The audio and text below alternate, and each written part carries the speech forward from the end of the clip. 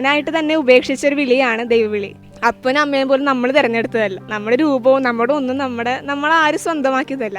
അപ്പം ഇന്നിപ്പോൾ 20 വർഷമായി എന്ന് പറയുമ്പോഴും എനിക്ക് തിരിഞ്ഞു നോക്കുമ്പോൾ സന്തോഷവും എൻ്റെ വിളിയെക്കുറിച്ച് എനിക്ക് അഭിമാനവും പിന്നെ എന്താ പറയുക, ആത്മസംതൃപ്തി മാത്രമേ ഉള്ളൂ. നമ്മളിപ്പോൾ മടത്തി പോകുന്നു എന്ന് പറയുമ്പോൾ അയ്യോ എന്നാൽ എൻ്റെ കൊച്ചു പൊക്കോട്ടോ നല്ല കാര്യം അങ്ങനെ പറഞ്ഞ് വിടുന്ന ഒരു പേരൻസ് ഞങ്ങൾക്കും ഇല്ല. ഓക്കെ, ഇത് ഇത്രയും വെല്ലുവിളി നിറഞ്ഞതാണെങ്കിൽ എന്നാൽ പിന്നെ ഇതൊന്ന് നോക്കിയിട്ടേ ഉള്ളൂ ബാക്കി കാര്യം. എല്ലാവരും പറയും ദൈവവിളി നമ്മൾ തിരഞ്ഞെടുത്തു എന്ന് പറയാറുണ്ട്. ഇത് ഞങ്ങളാരും തിരഞ്ഞെടുത്തതല്ല ഇത്.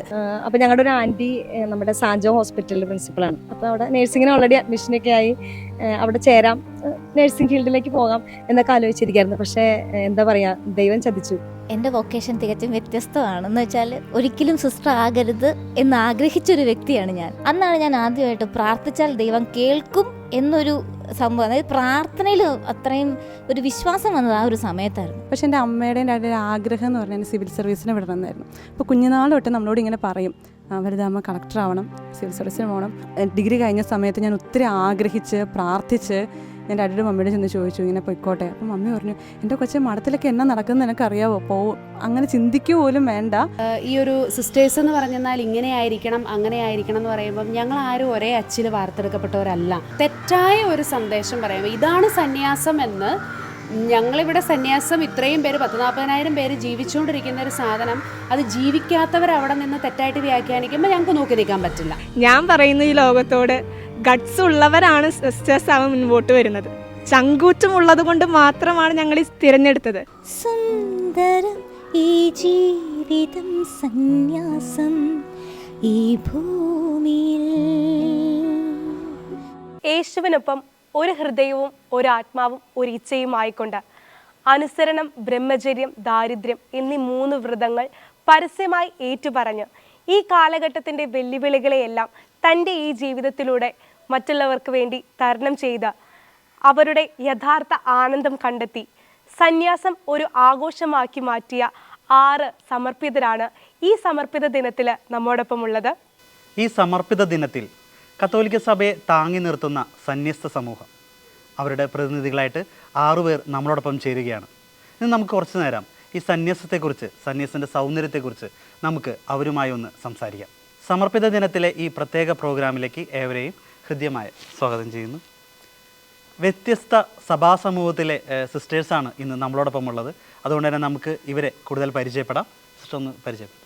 ഞാൻ സിസ്റ്റർ ജോസിയ, SD കോൺഗ്രിഗേഷനിലെ കോതമംഗലം പ്രോവിൻസിൻ്റെ അംഗമാണ് ഞാനിപ്പോൾ തൊടുപുഴ മഠത്തിലായിരുന്നുകൊണ്ട് ഇടുക്കി ജില്ലാ കോടതിയിൽ പ്രാക്ടീസ് ചെയ്യുന്നു. കഴിഞ്ഞ 8 വർഷമായിട്ട് അഡ്വക്കേറ്റായിട്ട് പ്രാക്ടീസ് ചെയ്യുന്നു. ഞാൻ sister Sijina George, MLF congregation missionaries of little flower ചങ്ങനാശ്ശേരിയിലാണ്. ഞാനിപ്പോൾ ഫോർമേഷനിലാണ്. സിസ്റ്റേഴ്സ് ആകാൻ കടന്നു വരുന്ന കുഞ്ഞുങ്ങൾക്ക് പരിശീലനം നൽകുന്ന ആ ഒരു മേഖലയിലാണ് ഞാൻ ശുശ്രൂഷ ചെയ്യുന്നത്. ഒപ്പം വൊക്കേഷൻ പ്രൊമോട്ടറും കൂടിയാണ്. നല്ലൊരു പാട്ടുകാരിയാണ് അല്ലേ? എൻ്റെ പേര് സിസ്റ്റർ തെരേസ് മാരി. ഞാൻ എറണാകുളം പ്രോവിൻസ് SABS ആരാധന സന്യാസിനി സമൂഹത്തിലെ അംഗമാണ്. കൊരട്ടിയിലുള്ള LFLP ചെറിയ കുട്ടികളെയൊക്കെ പഠിപ്പിക്കുന്ന സ്കൂളിൽ വർക്ക് ചെയ്യുകയാണ് ഇപ്പോൾ. അതുപോലെ തന്നെ കൊരട്ടി ഫൊറോണയുടെ കാറ്റീസത്തിൻ്റെ ചാർജും കൂടി ഉണ്ട്. ഞാൻ സിസ്റ്റർ മിൻഡോ, മലയാറ്റൂരുള്ള ദേവദാൻ സിസ്റ്റേഴ്സ് കോൺഗ്രിഗേഷനിൽ പെട്ടതാണ്.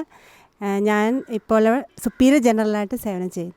എൻ്റെ പേര് സിസ്റ്റർ ആനി അഹല്യ പാണങ്കാട്ട്.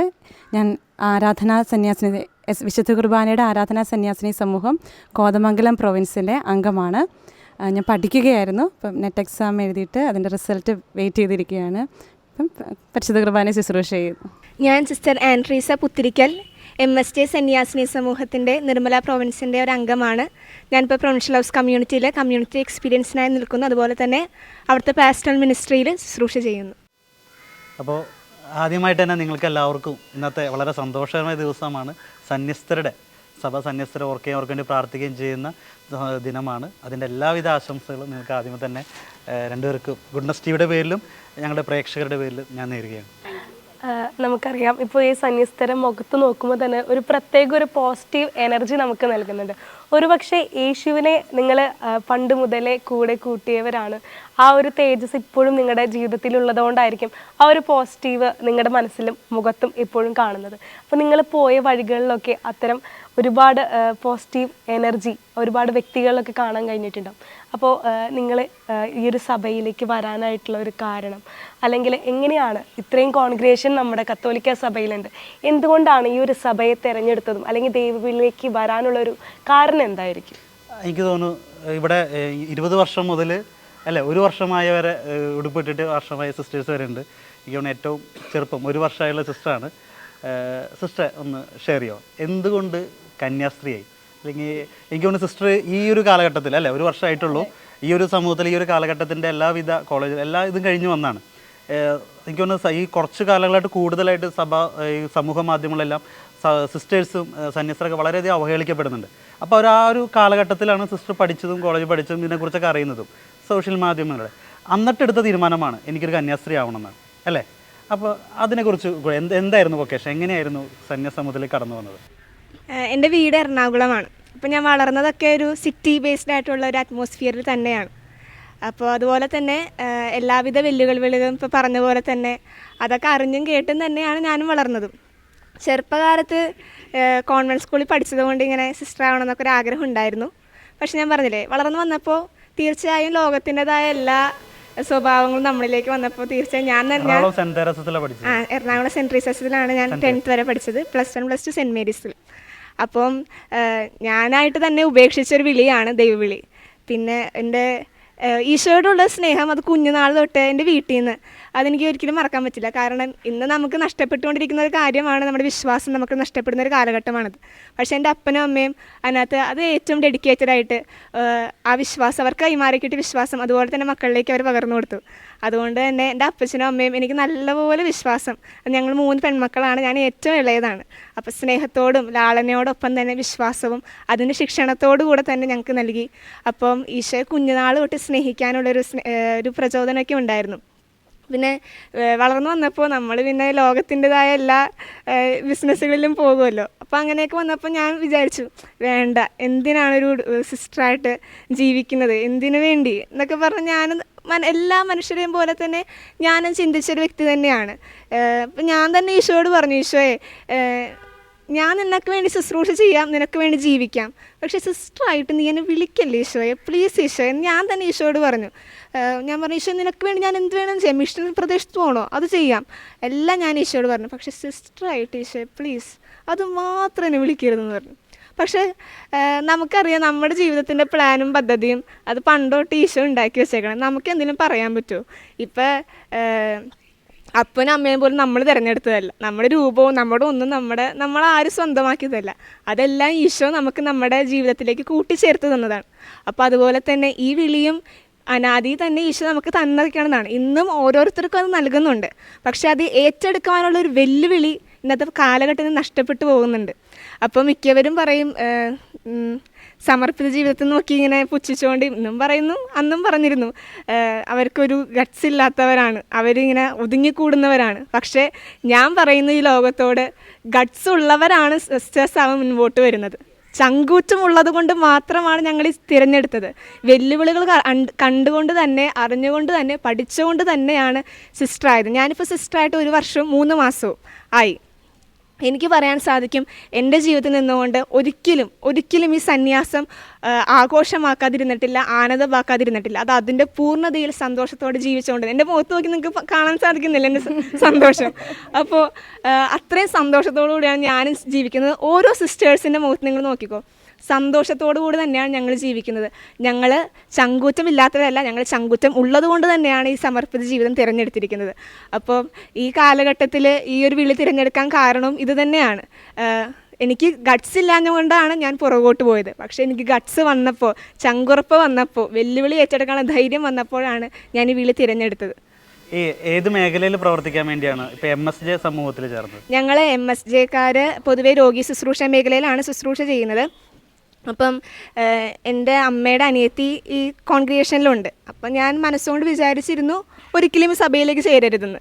കാരണം ആൻറ്റി ഉള്ളതുകൊണ്ട് ഞാൻ വിചാരിച്ചു ഈശോ വേറെ ഏതെങ്കിലും സഭയിലേക്ക് പോകാം, എന്തായാലും വരുമല്ലേ, അപ്പോൾ ഇനി ഇല്ലാത്തിടത്തേക്ക് ഞാൻ പോകാം, ഒരാൾ വീട്ടിൽ നിന്ന് ഉണ്ടല്ലോ എന്നൊക്കെ. പക്ഷെ ഞാൻ പറഞ്ഞതുപോലെ തന്നെ കർത്താവിൻ്റെ ഒരു പ്ലാനുണ്ട്. അപ്പോൾ ആൻറ്റി അറിഞ്ഞതുകൂടിയില്ല എനിക്കിങ്ങനൊരു മനസ്സിൻ്റെ ഉള്ളിൽ ഇങ്ങനൊരു വിളിയുള്ള കാര്യം. പക്ഷേ കറക്കി തിരിച്ച് എന്നെ ഈശോ അവിടെ കൊണ്ടുവന്ന് എത്തിച്ചു. അപ്പം ഇനിയിപ്പോൾ ഈശോയ്ക്ക് എന്നെക്കുറിച്ച് എന്താണ് പദ്ധതി അതനുസരിച്ച് മുൻപോട്ട് പോവുക. അതിപ്പോൾ കാലാകാലങ്ങളിൽ നമ്മുടെ അധികാരികളിലൂടെയൊക്കെ നമ്മൾ പറയും, നമ്മുടെ ഉള്ളിൻ്റെ ഉള്ളിൽ നമ്മുടെ ഈശോ നമുക്ക് നിൽക്കുന്ന ഒരു ക്യാരിസമുണ്ട് ഓരോരുത്തരുടെ ഉള്ളിൽ, അതനുസരിച്ച് മുൻപോട്ട് പോവുക. ഒരു വർഷം തേഞ്ഞതിൻ്റെ ഒരു ഹണിമൂൺ കാലഘട്ടത്തിലൂടെയാണ് സിസ്റ്റർ ഇപ്പോൾ പോയിക്കൊണ്ടിരിക്കുന്നത്. അതിൻ്റെ ഒരു ഊർജ്ജമൊക്കെ ഉണ്ട്. 20 വർഷമായിട്ടുള്ള 2 സിസ്റ്റർ, 19 20 വർഷമായിട്ടുള്ള സിസ്റ്റർ ഉണ്ട്. സിസ്റ്റർ ഒന്ന് പറയും എങ്ങനെയാണ് സിസ്റ്റർ ഇപ്പോൾ ആദ്യം വന്നിട്ട് ഇപ്പോൾ 20 വർഷം സഭയിൽ നിന്നു, സിസ്റ്റർ വന്നിട്ട് ഇപ്പോൾ 1 വർഷമായിട്ടുള്ളൂ, സിസ്റ്റർ എങ്ങനെയാണെന്നൊന്ന് പറയും. എന്നെ സംബന്ധിച്ച് ചെറുപ്പം മുതലേ എനിക്ക് സിസ്റ്റർ ആകണം എന്ന് ആഗ്രഹം ഉണ്ടായിരുന്നു. കാരണം എൻ്റെ പപ്പയുടെ 2 പെങ്ങന്മാർ സിസ്റ്റർമാരാണ്. പിന്നെ മമ്മിയുടെ വീട്ടിലാണെങ്കിലും കസിൻസ് സിസ്റ്റേഴ്സ് ഉണ്ട്. പിന്നെ കുടുംബത്തിൽ അച്ഛന്മാരുണ്ട്. പപ്പയുടെ അനിയൻ അച്ഛനാണ്, മമ്മിയുടെ ഒരു അങ്കിൾ അച്ഛനാണ്. അങ്ങനെ ഒരു സിസ്റ്റർമാർ ഉള്ള ഒരു കുടുംബത്തിൻ്റെ ഒരു പാരമ്പര്യമുണ്ട്.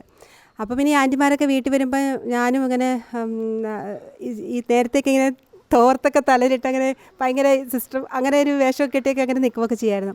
അപ്പോൾ 10ാം ക്ലാസ് കഴിഞ്ഞപ്പം എനിക്ക് മടത്തി പോകണമെന്ന് ഭയങ്കര. അപ്പോൾ വീട്ടിലറിയാതെ ഞാനൊരു മിഷൻ ഒരു കോൺഗ്രിഗേഷനിലെ ഒരു സിസ്റ്റേഴ്സിന്, അത് ഏത് കോൺഗ്രിഗേഷനാണെന്ന് പോലും ഇപ്പോൾ എനിക്കറിയില്ല, സ്കൂളിൽ കാണാൻ വന്നതാണ്. അപ്പോൾ അവർക്ക് ലെറ്ററൊക്കെ എഴുതി എനിക്ക് മറുപടിയൊക്കെ വന്നു. അന്നേരമാണ് വീട്ടിൽ അറിയുന്നത് പോലും. അപ്പോൾ എനിക്ക് മിഷനിൽ പോകണമെന്ന് ഭയങ്കര ആഗ്രഹമായിരുന്നു. അന്നേരം വീട്ടിൽ ഇപ്പോൾ 10ാം ക്ലാസ് കഴിഞ്ഞിട്ടല്ലേ ഉള്ളൂ. അപ്പോൾ അതിനുള്ള പക്വതയും തീരുമാനം എടുക്കാനുള്ള പക്വതയൊന്നും ആയിട്ടില്ല, പ്രായമായിട്ടുള്ള വേണ്ട വീട്ടിൽ ആരും സമ്മതിച്ചില്ല. പപ്പായും പിന്നെ പപ്പായുടെ അമ്മച്ചി അവരാരും സമ്മതിച്ചില്ല. അപ്പോൾ പിന്നെ എനിക്കങ്ങ് ഞാൻ മനസ്സുകൊണ്ട് പോകാൻ ഒരുങ്ങിയായിരുന്നു. അപ്പോൾ പിന്നെ എനിക്ക് ഭയങ്കര ദേഷ്യമായി, ഇനി എന്നോട് മടത്തിപ്പോകാൻ ആരും പറയണം, ഞാൻ പോകത്തില്ലെന്ന് പറഞ്ഞ് അതങ്ങനെ അത് സ്റ്റോപ്പ് ചെയ്തു. അത് കഴിഞ്ഞ് പിന്നെ +2 കഴിഞ്ഞപ്പം മറ്റേ വലിയ പരീക്ഷയൊക്കെ കഴിഞ്ഞ് ഇങ്ങനെ ഇരിക്കുമ്പോൾ എൻ്റെ ഒരു കൂട്ടുകാരി SH ക്യാമ്പിന് പോകും. അപ്പോൾ എന്നെ വിളിച്ചു. ഞാൻ പറഞ്ഞു ഞാൻ വരുന്നില്ല എന്ന് പറഞ്ഞു. അപ്പോൾ ക്യാമ്പൊക്കെ കൂടിക്കഴിഞ്ഞ് ആൾ വന്ന് അവിടുത്തെ എക്സ്പീരിയൻസ് ഒക്കെ എന്ന് പറഞ്ഞപ്പോൾ എനിക്ക് പിന്നെ എൻ്റെ പഴയ ആഗ്രഹം പൊങ്ങി വന്നു. അപ്പം ഞാൻ വിചാരിച്ചു എന്നാൽ SH പോയ കൂട്ടുണ്ടല്ലോ അങ്ങനെ പോകാമെന്ന് വിചാരിച്ചു. പക്ഷേ എന്തോ അപ്പം ഞാൻ ഈ മെയ് മാസം വണക്കമില്ല മാതാവിൻ്റെ, അപ്പോൾ ഞങ്ങളുടെ അടുത്ത് കുരിശുപള്ളിയുണ്ട്. അപ്പോൾ അവിടെ എല്ലാ ദിവസവും വൈകിട്ട് 6 മണിക്ക് ഈ വണക്കമാസവും കൊന്ത അങ്ങനെയൊക്കെ ഉണ്ട്. അപ്പോൾ അതിലെല്ലാ ദിവസവും പങ്കെടുക്കുമായിരുന്നു. അപ്പോൾ ഞാൻ ഇപ്പോൾ ഈ ഒരു നിയോഗം വെച്ചായിരുന്നു, എനിക്ക് ദൈവവിളി ഉണ്ടെങ്കിൽ അത് തിരിച്ചറിയാനും അത് എവിടേക്കാണെന്ന് എനിക്ക് കാണിച്ചു തരണേന്ന്. അപ്പോൾ അങ്ങനെ പ്രാർത്ഥിച്ചൊക്കെ ഇങ്ങനെ ഇരിക്കുമ്പം ഇപ്പോൾ വീട്ടിൽ പിന്നെ പോകാനും വീട്ടിൽ ബുദ്ധിമുട്ടില്ല, സമ്മതിച്ചു, പപ്പായൊക്കെയാണെങ്കിലും സമ്മതിച്ചു. അപ്പോൾ ഇങ്ങനെ പ്രാർത്ഥിക്കുമ്പോൾ എനിക്ക് ഒരു തീരുമാനം എടുക്കാൻ പറ്റുന്നില്ല, എങ്ങോട്ട് പോകണം എന്നൊക്കെ ആകെ ഒരു കൺഫ്യൂഷൻ. അപ്പം എൻ്റെ പപ്പായുടെ അനിയൻ അച്ഛൻ പറഞ്ഞു. അപ്പം അങ്ങനെയാണ് ദൈവദാൻ സിസ്റ്റേഴ്സിനെ അച്ഛനാണ് പരിചയപ്പെടുന്നത്. ഞങ്ങളുടെ ഒരു കസിനും കൂടിയാണ് ഞങ്ങളുടെ ഫൗണ്ടർ ഫാദർ അബ്രഹാം കൈപ്പമ്പിളാക്കൽ, എൻ്റെ പപ്പായുടെ അമ്മച്ചിയുടെ വീട്ടുകാരാണ്. അപ്പോൾ അങ്ങനെ ഒരു ബന്ധമുണ്ട്. അപ്പോൾ ഇങ്ങനെ പാവങ്ങളെ ശുശ്രൂഷിക്കുന്നതാണ്, ആരുമില്ലാത്തവരെ. ഇച്ചിരി ഒത്തിരി ത്യാഗമൊക്കെ ഉള്ളൊരു ഫീൽഡാണ്, അത് പോകാൻ തയ്യാറാണോ എന്നൊക്കെ ഇങ്ങനെ എന്നോട് ഇങ്ങനെ ചോദിച്ചു. അപ്പോൾ എൻ്റെ മനസ്സിലെന്ന് വെച്ചാൽ എൻ്റെ മമ്മിയുടെ അമ്മച്ചി എൻ്റെ വീട്ടിലുള്ള, എൻ്റെ മമ്മി ഒരാളേ ഉള്ളൂ. അപ്പം വീട്ടിൽ തന്നെയായിരുന്നു. അപ്പോൾ മമ്മിയുടെ അമ്മച്ചി ഇങ്ങനെ ഒരുപാട് പ്രാർത്ഥിക്കും, എപ്പോഴും പ്രാർത്ഥിക്കും. പിന്നെ ഈ പാവങ്ങളെ, അടുത്തുള്ള പാവങ്ങളൊക്കെ അമ്മച്ചി ഒത്തിരി സഹായിക്കും. അപ്പോൾ അരിയൊക്കെ ഇങ്ങനെ എടുത്ത് സാധനം അങ്ങനെയൊക്കെ ഞങ്ങളെ കൊണ്ട് കൊടുപ്പിക്കും. ഇപ്പോൾ ആരെങ്കിലും വീട്ടിൽ വന്നാൽ തന്നെ ഭക്ഷണമൊക്കെ ചോദിച്ചു തന്നാൽ കൂടുതലും ഞാൻ അതിനൊക്കെ ഭയങ്കര ഇൻട്രസ്റ്റ് ആയിരുന്നു എനിക്ക്. അപ്പോൾ അന്നോട്ട് അങ്ങനെ ഒരു പാവങ്ങളോടൊക്കെ ഉള്ളൊരു സ്നേഹവും കരുണയൊക്കെ എൻ്റെ അമ്മച്ചിയിൽ നിന്നാണ് ഞാൻ പഠിച്ചത്. അപ്പോൾ അതൊക്കെ എൻ്റെ ഉള്ളിൽ കിടന്നുകൊണ്ടായിരിക്കും ഒരു ദിവസം ഇങ്ങനെ രാത്രിയിൽ ഞാനിങ്ങനെ ഒരു സ്വപ്നം കാണുക. അത് ഒരുപക്ഷെ എൻ്റെ വീട്ടിൽ തിരിച്ചറിയാനുള്ള ഇതായിരിക്കും. ഞാൻ കാണുന്ന കുറേ ഈ വയസ്സായ കുറേ മനുഷ്യർ, ഒത്തിരി പേരുണ്ട്, അവരുടെയൊക്കെ നടുക്ക് ഞാനിങ്ങനെ നിൽക്കുന്ന ഞാൻ കാണുന്നത് കേട്ടോ. അപ്പോൾ എനിക്കത് ഞാൻ സ്വപ്നമല്ല, പക്ഷേ എൻ്റെ മനസ്സിലതിങ്ങനെ ഭയങ്കരമായിട്ട് തെളിഞ്ഞ് നിൽക്കുക. അപ്പം ഞാൻ വീട്ടിൽ പറഞ്ഞു. അപ്പം എൻ്റെ പപ്പയുടെ അച്ഛനാന്ന് പറഞ്ഞല്ലോ, അച്ഛനോടൊക്കെ പറഞ്ഞു ഞാൻ ഇങ്ങനെയാണ് ഇത്. അന്നേരം പറഞ്ഞു എന്നാൽ കൊച്ചിന് ഇങ്ങോട്ടേക്കായിരിക്കും, ഈ ഒരു ഇതിലേക്കായിരിക്കും എന്ന് പറഞ്ഞു. അപ്പം കൊച്ചേ ഇത് ഒത്തിരി കഷ്ടപ്പാടുണ്ട്, പിന്നെ പുതിയ കോൺഗ്രിഗേഷനാന്ന് പറഞ്ഞു. അങ്ങനെയൊക്കെ ഒരുപാട് പ്രതിസന്ധികൾ ആ സമയത്ത് എനിക്ക് നേരിടേണ്ടി വന്നു. വീട്ടിൽ നിന്ന് ആൻറ്റിമാരും പാപ്പന്മാരൊക്കെ പറഞ്ഞു അതിപ്പോൾ പുതിയതല്ല, ഇപ്പോൾ പോകണ്ട, ഇച്ചിരി വളർന്ന ഒരു ഇതിലേക്ക് പോയാൽ മഞ്ഞൊക്കെ വന്നു. പക്ഷേ എന്തുകൊണ്ടോ എൻ്റെ മനസ്സ് അതിലൊന്നും ഇതായില്ല, എനിക്ക് അങ്ങോട്ട് തന്നെ പോകണമെന്ന് ഭയങ്കര ആഗ്രഹം.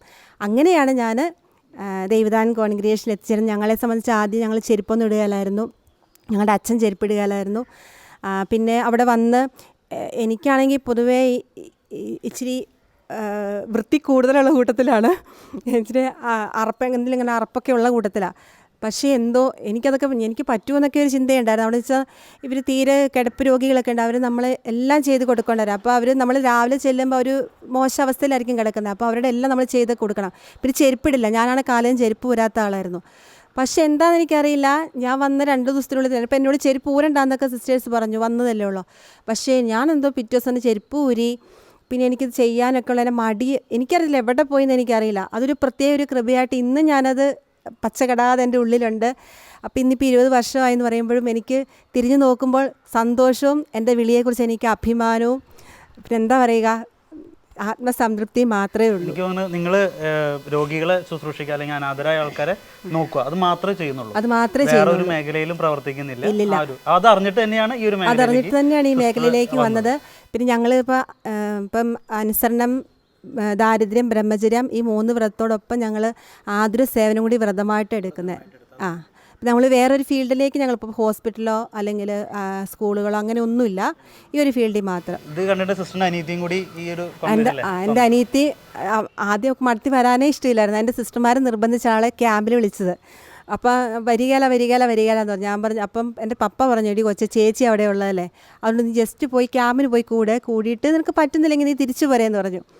അങ്ങനെ കരഞ്ഞ് നിലവിളിച്ചാണ് അവൾ ക്യാമ്പിന് വന്നത്. പക്ഷേ ക്യാമ്പ് കഴിഞ്ഞ് പോയിട്ടാണല്ലോ. അപ്പം ഞങ്ങൾ ഇടുക്കിയിലുള്ള ഹൗസിലായിരുന്നു. അപ്പോൾ ഇവൾ ക്യാമ്പിന് വന്നപ്പോൾ ഞാൻ മലയാറ്റൂർ വന്നു. ഇവൾ വന്നു. അപ്പോൾ ക്യാമ്പൊക്കെ കഴിഞ്ഞ് കഴിഞ്ഞിട്ട് ഞാൻ തിരിച്ച് ഇടുക്കിക്ക് പോകും. അപ്പോൾ ഇവൾ ഭയങ്കര കരച്ചിലായിരുന്നു. കാരണം ഞാൻ കൂടെ പോകില്ല. അപ്പോൾ ഞാൻ എൻ്റെ കൂടെ പോരേന്ന് പറഞ്ഞു. പക്ഷേ അവൾ വന്നൊന്നുമില്ല. അത് കഴിഞ്ഞ് വീട്ടിൽ പോയി ഒരാഴ്ച കഴിഞ്ഞ് പപ്പ വിളിച്ചു, ഇനി അവൾ പോരുവാന്ന് പറഞ്ഞിട്ടുണ്ട്. ഞാൻ ശരിക്കും അവൾ തീരുമാനം എടുത്താണോ ചോദിച്ചു. ഞാൻ അവളോട് എല്ലാ കാര്യം പറഞ്ഞു, ഇന്ന പോലെയാണ് കഷ്ടപ്പാട് ഇത് നമ്മുടെ ലൈഫിനെ കുറിച്ച് ഞാൻ അവളോട് എല്ലാം പറഞ്ഞു. അവൾ എനിക്ക് ഇവിടെ ഇനി നിൽക്കാൻ പറ്റില്ല, ഞാൻ അങ്ങോട്ട് പോരുവാന്ന് പറഞ്ഞു. പക്ഷെ അവൾ പോന്നപ്പം വീട്ടിൽ ഭയങ്കര എതിർപ്പ് വന്നു. രണ്ടുപേരും വന്നു. പിന്നെ അവൾ ഇളയതാണ്, ഏറ്റവും താഴെയുള്ള ആളാണ്. അപ്പോൾ മൊത്തത്തിൽ എല്ലാവരും ഭയങ്കര എതിർപ്പാണ്. പക്ഷെ അതിനെയൊക്കെ അതിജീവിച്ച് വന്നു നല്ല സുന്ദരമായിട്ട് ജീവിതത്തിന്റെ തെരഞ്ഞെടുപ്പും വിളിയൊക്കെ അങ്ങനെ വളരെ പ്രത്യേകതയായിരിക്കും. സിസ്റ്റർ 20 വർഷം ആവാൻ പോണേ അല്ലേ, 19 വർഷം കഴിഞ്ഞു. സിസ്റ്റർ കുറച്ചും കൂടി മറ്റ് മേഖലയിലേക്ക്, അതായത് ഒരുപാട് പുറമേയുള്ള ആളുകളായിട്ട് കൂടുതൽ വക്കീൽ ആണ്, ഒരുപാട് ക്ലയൻസ് ഉണ്ട്, അങ്ങനെ ഉണ്ട്. സിസ്റ്ററിൻ്റെ ഇതിനെക്കുറിച്ച് സംസാരിക്കുക. എനിക്കും ഈ പറഞ്ഞ പോലെ നല്ലൊരു കുടുംബാന്തരീക്ഷമായിരുന്നു ഞങ്ങളുടേത്. ഞങ്ങൾ 3 മക്കൾ, അപ്പച്ചൻ, മമ്മി, പിന്നെ ഞാനായിരുന്നു ഇളയത്. 15 വയസ്സ് വരെ വീട്ടിൽ ജീവിച്ച ഒരു കാലം. ഇപ്പം നമ്മളെല്ലാവരും പറയാറുണ്ട് ഈ ഒരു കാലഘട്ടത്തിൻ്റെ വെല്ലുവിളി എന്ന് പറയാറുണ്ട്. ഞങ്ങളൊക്കെ ജീവിച്ച കാലഘട്ടത്തിലും ഓരോ കാലഘട്ടത്തിലും ഒരു റിസ്ക് എടുത്താണ് നമ്മൾ പോരുന്നത്. അതൊരു ഇപ്പം നമുക്കിപ്പോൾ സോഷ്യൽ മീഡിയ ഇത്ര ആക്റ്റീവ് അല്ലായിരുന്നു എങ്കിൽ പോലും അന്നത്തെ ടെക്നോളജി വെച്ചും അന്നത്തെ എല്ലാ തരത്തിലും എത്രമാത്രം അഡ്വാൻസ്ഡ് ആകാമോ അങ്ങനെ ഒരു കാലം ഞങ്ങൾക്കും ഉണ്ടായിരുന്നു. അപ്പോൾ ആ കാലത്തിൽ നമുക്ക് ചെയ്യാൻ പറ്റുന്നതിൻ്റെയും അനുഭവിക്കാൻ പറ്റുന്നതിൻ്റെ എല്ലാ സന്തോഷങ്ങളും അതിൻ്റെ അങ്ങേയറ്റം അങ്ങനെ നമ്മൾ പറയില്ലേ പണ്ടത്തെ ഭാഷയിൽ കോലക്കേറി നടന്നു എന്ന് പറയുന്നത് പോലെ, തീർച്ചയായിട്ടും. അപ്പോൾ അങ്ങനെ നടന്ന ഒരു പ്രായമാണ്, ആ ഒരു കാലമാണ് ഞങ്ങളുടേത്. അപ്പോൾ അന്നും ഈ പറഞ്ഞതുപോലെ നല്ല ബുദ്ധിമുട്ടും, നമ്മളിപ്പോൾ മടത്തി പോകുന്നു എന്ന് പറയുമ്പോൾ അയ്യോ എന്നാൽ എൻ്റെ കൊച്ചു പൊക്കോട്ടോ നല്ല കാര്യം അങ്ങനെ പറഞ്ഞ് വിടുന്ന ഒരു പേരൻസ് ഞങ്ങൾക്കും ഇല്ല. അവരും ഈ പറഞ്ഞതുപോലെ ആദ്യത്തെ കാലഘട്ടം മുതൽ തന്നെ ഇപ്പോൾ ഈ സന്യാസത്തിന് ഒരു മാറ്റവും വരുന്നില്ല. നല്ല ബുദ്ധിമുട്ടുണ്ട്, നല്ല പ്രയാസമുണ്ട്. പിന്നെ ഇതിനകത്ത് കയറി വന്നിട്ടല്ല നമ്മളിതറിയുന്നത്. ഇതറിഞ്ഞുകൊണ്ട് തന്നെ നമ്മൾ ബോധപൂർവം നമ്മളൊരു തീരുമാനം എടുത്ത് ഓക്കെ ഇത് ഇത്രയും വെല്ലുവിളി നിറഞ്ഞതാണെങ്കിൽ എന്നാൽ പിന്നെ ഇതൊന്ന് നോക്കിയിട്ടുള്ളൂ ബാക്കി കാര്യം അങ്ങനെ വിചാരിച്ച് തന്നെയാണ് നമ്മൾ നടത്തി. തീർച്ചയായിട്ടും ഇതിപ്പോൾ നമുക്ക് ഇതിനെക്കുറിച്ച് ഒരു റിസ്ക്കും എടുക്കാനും ഒരു വെല്ലുവിളി ഏറ്റെടുക്കാനും പറ്റാത്ത കുറേ പേരാണ് ഇങ്ങനെ മാറിയിരുന്നിട്ട് ഇവർ സുഖിക്കാൻ വരുന്നതാണ്. പിന്നെന്താണ് ഇവർക്ക് പ്രേമനൈരാശ്യം കൊണ്ട് വേറെ ആരെയും കിട്ടാഞ്ഞിട്ട് വന്നതാണ്. പിന്നെന്താണ് വീട്ടിൽ ദാരിദ്ര്യം, ഇങ്ങനത്തെ കുറേ കാര്യങ്ങളൊക്കെ ഇങ്ങനെ പറയുന്നത്. പിന്നെ നല്ല ഭക്ഷണം ഇവർക്ക് ഇപ്പോൾ നമ്മളുടെയൊക്കെ ചില വീഡിയോസിൻ്റെ അടിയിൽ വരുന്ന കമൻസാണ് തിന്നു നല്ല കൊഴുത്താണല്ലോ ഇരിക്കുന്നത് എന്നൊക്കെ ഇങ്ങനെ പറയും. അപ്പോൾ നമുക്ക് നല്ല ഭക്ഷണം ഞാൻ ഒത്തിരി ചിരിക്കാറുണ്ട്. അപ്പം ഞങ്ങളുടെയൊക്കെ മെനു ചോദിച്ചാൽ അറിയാം. തിങ്കളാഴ്ച ഏതാണ് ഓരോ ദിവസവും ഓരോ ഫിക്സഡ് മെനൂസ് ഉണ്ട്. അതിനകത്ത് എന്തെങ്കിലും ഒക്കേഷണൽ നല്ല എന്തെങ്കിലും ഫീസ്റ്റ് ഡേയ്സ് ഒക്കെ വരുമ്പോഴാണ് നമുക്ക് അല്ലെങ്കിൽ ഒരു സ്പെഷ്യൽ ഫുഡുള്ളൂ. അപ്പോൾ നല്ല ഭക്ഷണമൊക്കെ കഴിക്കാനാണെങ്കിൽ നമുക്ക് വീട്ടിലിരുന്നാൽ മതി. അതിലും കൂടുതൽ നല്ല ഭക്ഷണവും നല്ല സാഹചര്യങ്ങളൊക്കെ വീടുകളിലാണ് നമുക്ക് ഉണ്ട്. ഇവിടെ ഇരിക്കുന്ന എല്ലാവർക്കും അങ്ങനെ തന്നെ ആയിരിക്കും എന്നാണ് എൻ്റെ ഒരു വിചാരം. അപ്പോൾ അതങ്ങനെ നിൽക്കട്ടെ. ഇനി ഞാൻ എന്നിലേക്ക് തിരിച്ചു വരാം. ഈ 10ാം ക്ലാസ് വരെ എനിക്കും ഒത്തിരി ആഗ്രഹം ഉണ്ടായിരുന്നു. ഈ സന്യാസം എന്നതിനേക്കാൾ അധികം ഈശോയോടൊരു ഭയങ്കര സ്നേഹമായിരുന്നു.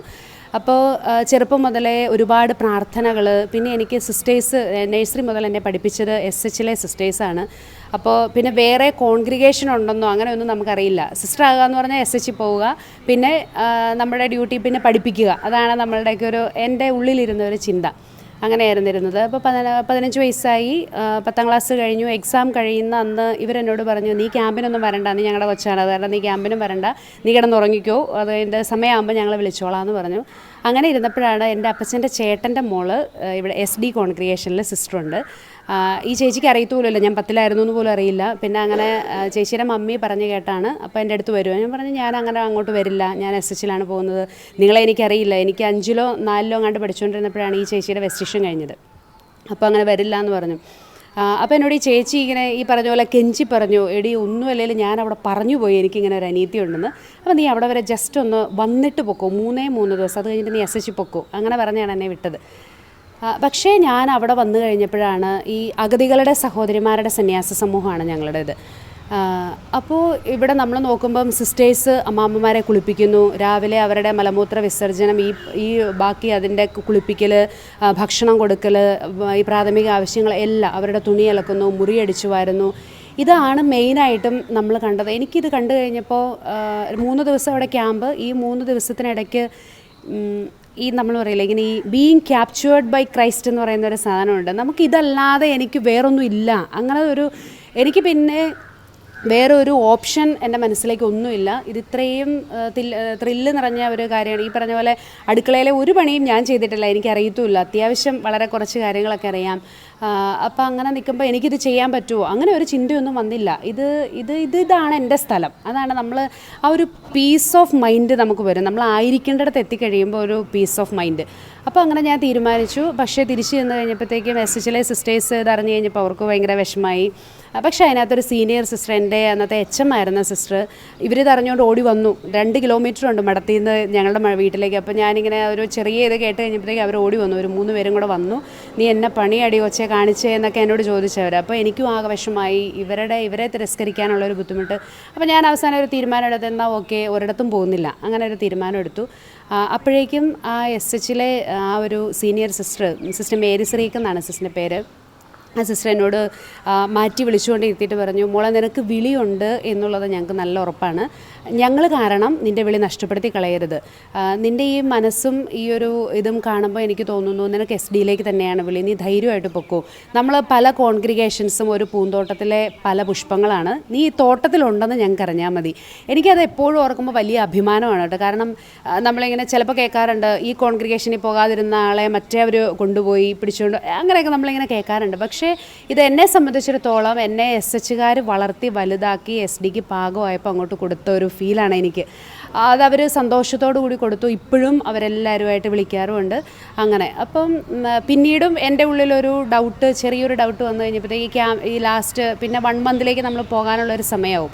ഈ പോകാനുള്ള സമയമായപ്പോഴേക്കും ഞാൻ ഈശോയോട് പറഞ്ഞു, എൻ്റെ ഈശോ എനിക്ക് എന്തെങ്കിലും പേഴ്സണൽ നീ എന്നെ അങ്ങോട്ടാണ് വിളിച്ചേക്കുന്നതെന്നുള്ളൊരു എവിഡൻസ് എനിക്ക് വേണം. അങ്ങനെ പറഞ്ഞു കഴിഞ്ഞപ്പോഴത്തേക്കും ഇവർ ഈ ചേച്ചിയും പിന്നെ വേറെ സിസ്റ്ററും കൂടെ എന്നെ കൊണ്ടാകാൻ വന്നു കഴിഞ്ഞപ്പോൾ ഞാൻ വീണ്ടും പറഞ്ഞു, ഞാനിങ്ങനെ അവരെ ചീറ്റ് ചെയ്യുകയാണോ എന്ന് എനിക്കൊരു ഡൗട്ടുണ്ട്.